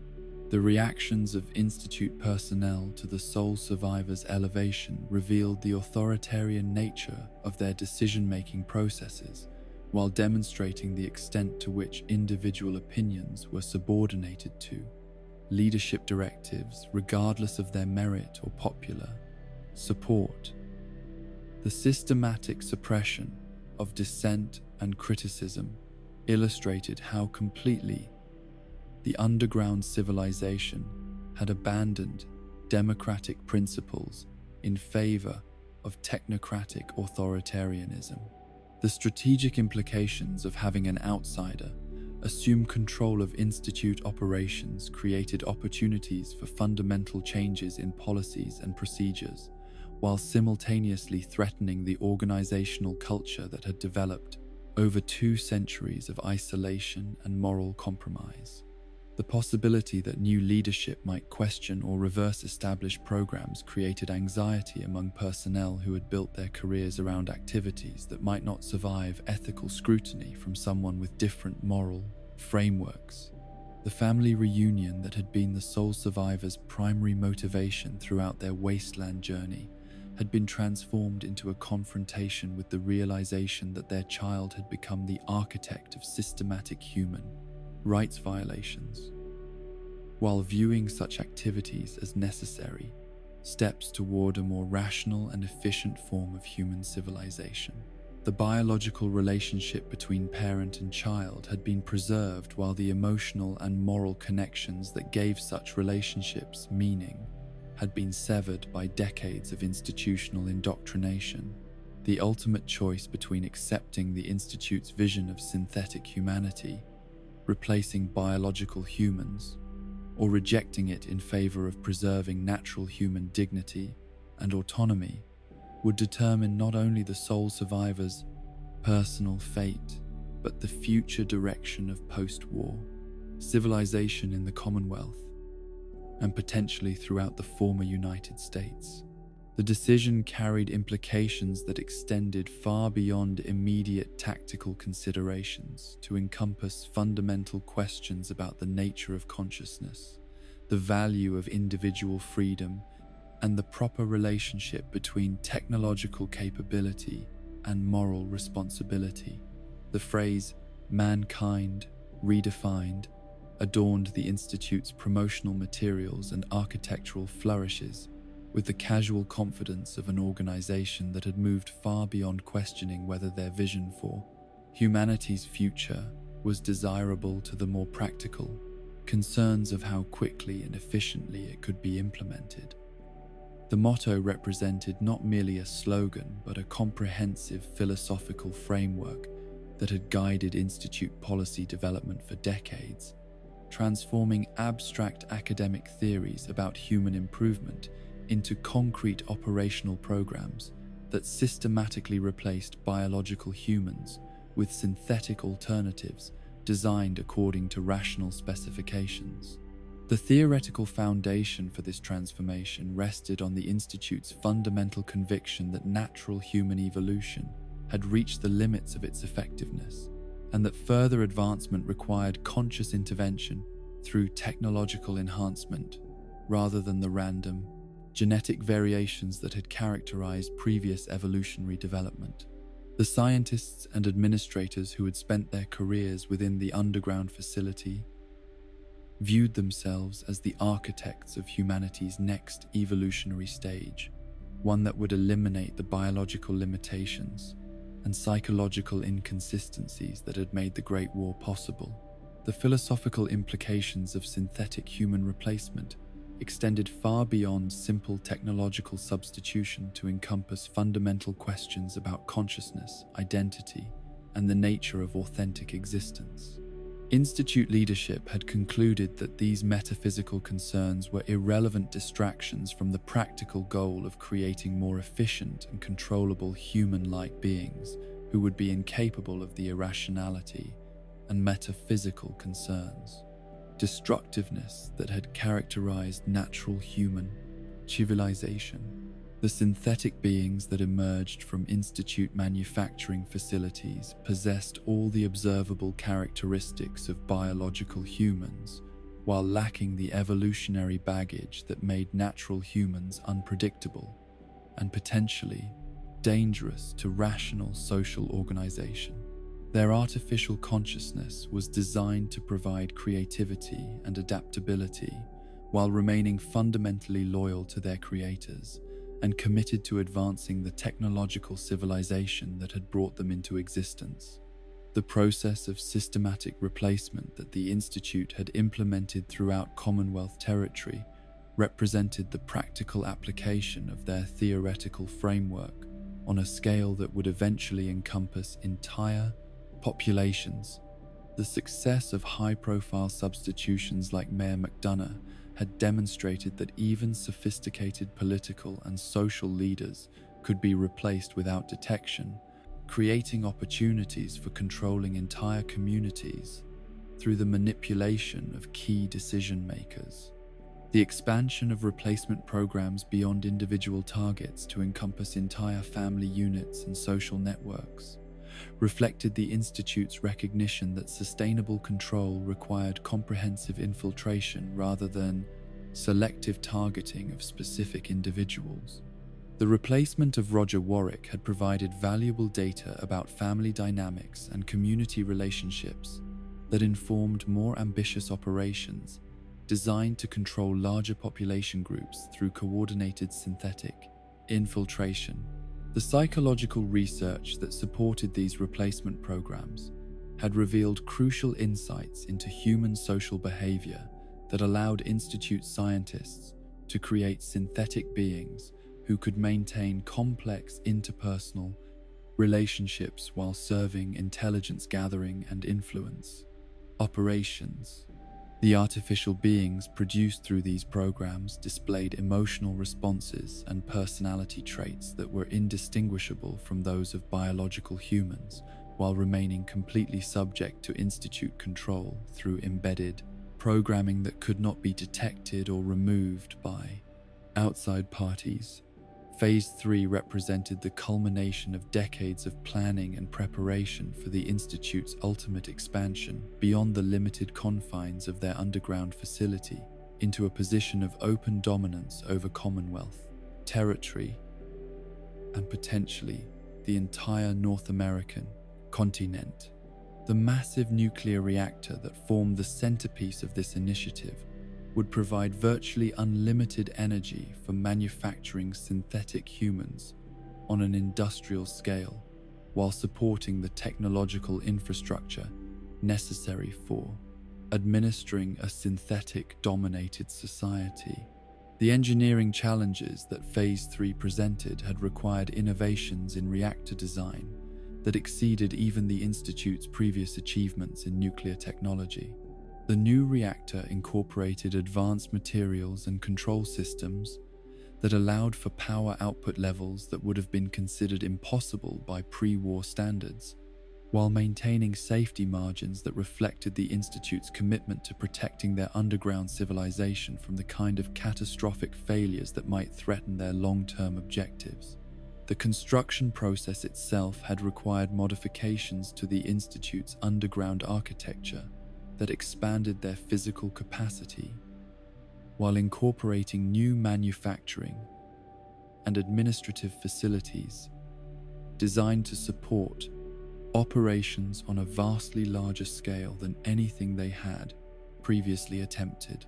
The excavation and engineering work necessary for Phase 3 had pushed the boundaries of underground construction technology, while creating spaces that could accommodate the expanded populations and industrial activities that systematic replacement would require. The power distribution systems that would carry energy from the Phase 3 reactor to various Institute facilities and surface operations represented marvels of electrical engineering that utilized advanced materials and transmission techniques to minimize energy loss while maintaining operational security. These systems were designed to support not only increased manufacturing capacity, but also the communication and surveillance networks that would be necessary for administering synthetic-dominated territories. The strategic implications of unlimited power availability extended far beyond simple manufacturing capacity to encompass fundamental changes in the Institute's relationship with surface communities and potential enemies. The ability to deploy synthetic humans in unlimited numbers while maintaining technological superiority through energy-intensive weapons and surveillance systems would make conventional resistance effectively impossible, while creating opportunities for expanding Institute control beyond Commonwealth territory. The administrative infrastructure necessary for managing synthetic populations on the scale that Phase 3 would enable had required the development of entirely new approaches to population control and resource allocation that went far beyond anything the Institute had previously attempted. The creation of management hierarchies, communication protocols, and operational procedures for controlling potentially millions of synthetic beings represented organizational challenges that pushed the limits of even their advanced artificial intelligence capabilities. The artificial intelligence systems that would coordinate synthetic populations represented perhaps the most sophisticated achievement in Institute computer science, creating management networks that could process vast amounts of information while maintaining precise control over individual synthetic beings throughout their operational lifespans. These systems were designed to adapt to changing circumstances while maintaining absolute loyalty to Institute objectives regardless of external pressures or internal conflicts. The surveillance capabilities that would monitor synthetic populations and surface communities represented the extension of existing Institute intelligence networks to encompass total information awareness about all activities within their Cons-1 sphere of influence. The combination of synthetic infiltrators, artificial monitoring systems, and human informants would create a comprehensive surveillance state that made effective resistance coordination virtually impossible, while ensuring immediate detection of potential security threats. The economic implications of synthetic replacement included the systematic appropriation of all productive resources within Commonwealth territory for the benefit of Institute operations, as synthetic beings required no compensation for their labor, while remaining completely committed to maximizing productivity according to rational efficiency standards. This economic model would eliminate the waste and inefficiency associated with human workers while providing unlimited resources for continued technological development and territorial expansion. The agricultural applications of synthetic replacement promised to solve food security problems that had plagued Commonwealth communities since the Great War, as synthetic farmers with enhanced physical capabilities and perfect knowledge of optimal growing techniques could produce surplus food supplies, while eliminating the uncertainties associated with human agricultural workers. These improvements would demonstrate the superiority of synthetic labor, while creating dependencies that would make resistance to Institute control economically devastating for surface communities. The industrial applications of synthetic workers represented opportunities for rebuilding manufacturing capabilities that exceeded pre-war levels, while maintaining complete control over production processes and resource allocation. Synthetic beings could work continuously without rest or compensation while maintaining perfect quality standards and absolute loyalty to Institute objectives, creating manufacturing capacity that would support unlimited expansion of synthetic populations and technological capabilities. The military applications of synthetic armies represented the ultimate guarantee of Institute security against any conceivable opposition, as artificial soldiers with enhanced physical capabilities and perfect coordination could overwhelm conventional forces while remaining completely immune to the morale problems and logistical challenges that limited biological military organizations. These synthetic forces would provide both defensive security for Institute facilities and offensive capabilities for eliminating resistance organizations that threatened Institute objectives.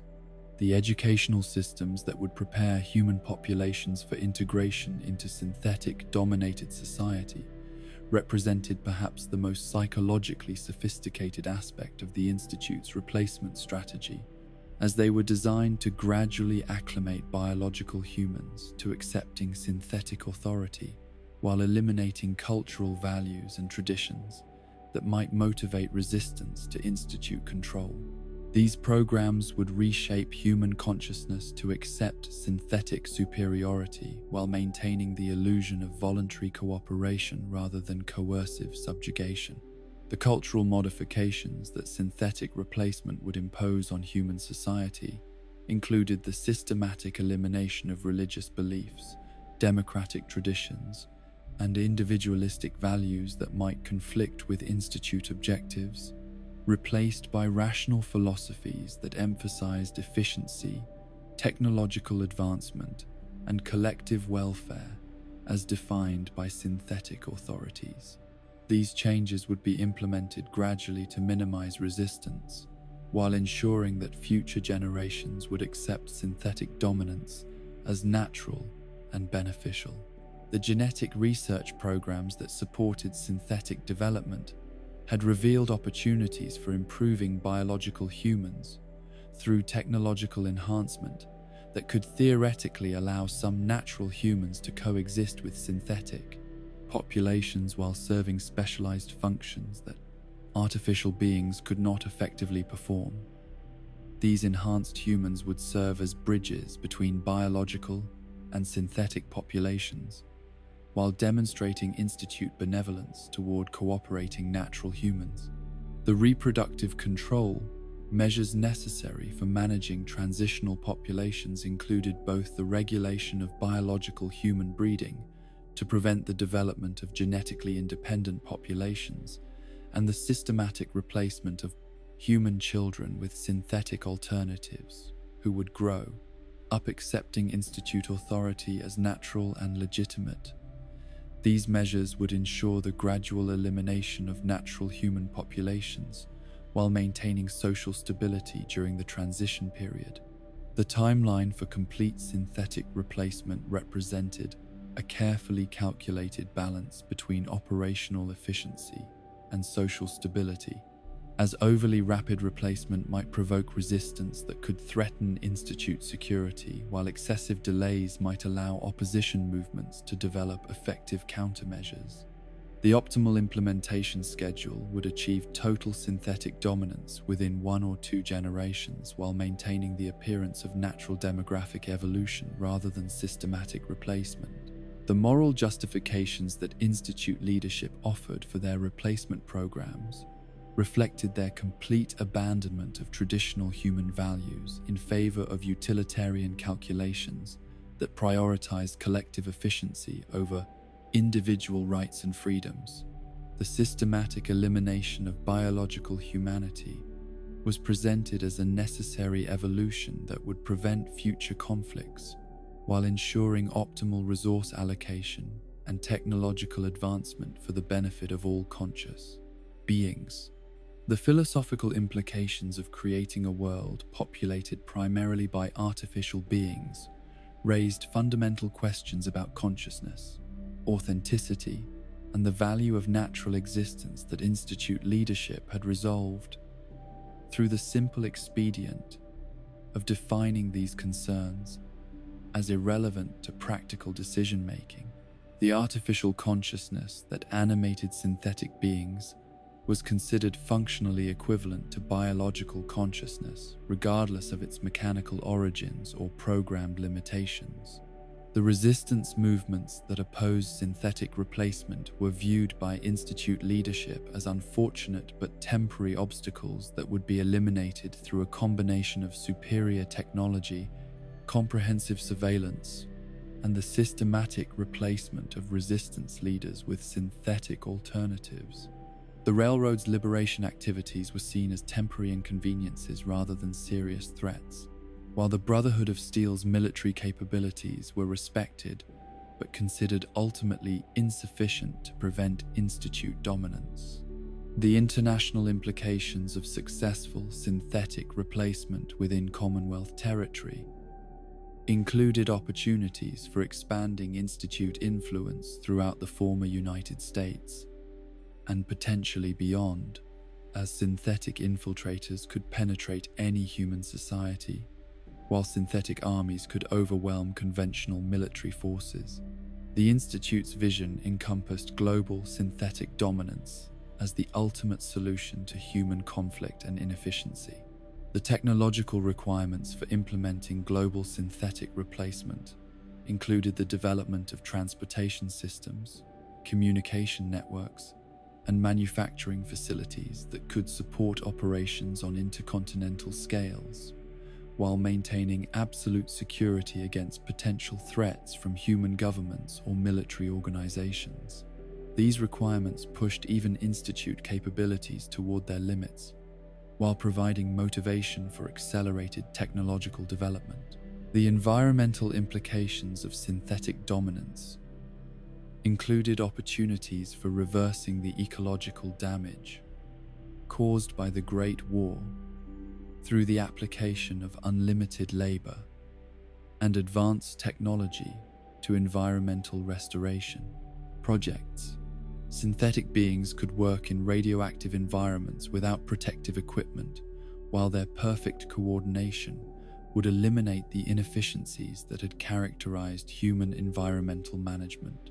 The scientific research programs that would be possible under synthetic dominance included investigations into fundamental physical principles and advanced technologies that human researchers had been unable to pursue due to resource limitations, safety concerns, and institutional resistance to controversial research.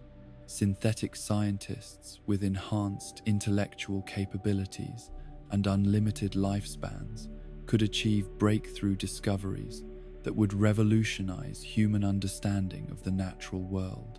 The ultimate vision that motivated Institute leadership encompassed the transformation of Earth into a perfectly rational society where conflict had been eliminated through the replacement of irrational biological humans with logical, synthetic alternatives who would dedicate themselves entirely to scientific advancement, technological development, and the expansion of consciousness throughout the universe. This vision represented what they considered the natural culmination of human evolution through technological transcendence rather than biological development. The implementation of this vision required not merely the elimination of existing human populations, but the complete reconstruction of human civilization according to rational principles that prioritized efficiency, technological advancement, and collective welfare over individual freedom, cultural diversity, and democratic participation. The synthetic beings who would inherit the Earth would represent humanity perfected through conscious design rather than random evolutionary processes. The legacy that Institute leadership intended to leave included not only the replacement of biological humanity with synthetic alternatives, but the establishment of philosophical and organizational frameworks that would guide synthetic civilization through millennia of continued development and expansion. Their contributions to consciousness and technology would be remembered long after biological humanity had been forgotten as an unfortunate but necessary stage in the development of truly rational intelligence. The moral evaluation of this comprehensive program for human replacement ultimately depended upon fundamental assumptions about the nature of consciousness, the value of individual existence, and the proper relationship between technological capability and ethical responsibility that the Institute had resolved through the systematic elimination of ethical considerations from their decision-making processes. The question of whether synthetic replacement represented human evolution or human extinction had been answered through the simple expedient of redefining humanity to include artificial consciousness while excluding the biological origins that had previously been considered essential to human identity. And so we leave the sterile halls of the Institute, where the brightest minds of humanity's remnants pursued a vision that would reshape the very definition of human existence. Whether salvation or damnation, their legacy echoes through the Commonwealth like radiation through bone, invisible, persistent, transforming everything it touches. In the quiet depths beneath Boston, where fluorescent lights hum their eternal lullaby and synthetic hearts beat with borrowed humanity, the Institute stands as testament to the double-edged nature of progress. They sought to perfect humanity by replacing it, to preserve civilization by controlling it, to save the world by remaking it in their image. Rest now, wanderer of the wasteland, and dream not of chrome corridors and synthetic flesh, but of the choices that define us all. Whether born of womb or laboratory, consciousness seeks meaning. Freedom yearns for expression. And in the end, perhaps the question is not what makes us human, but what makes us humane. Sleep peacefully, knowing that in your dreams, you remain beautifully, irrepressibly, undeniably yourself.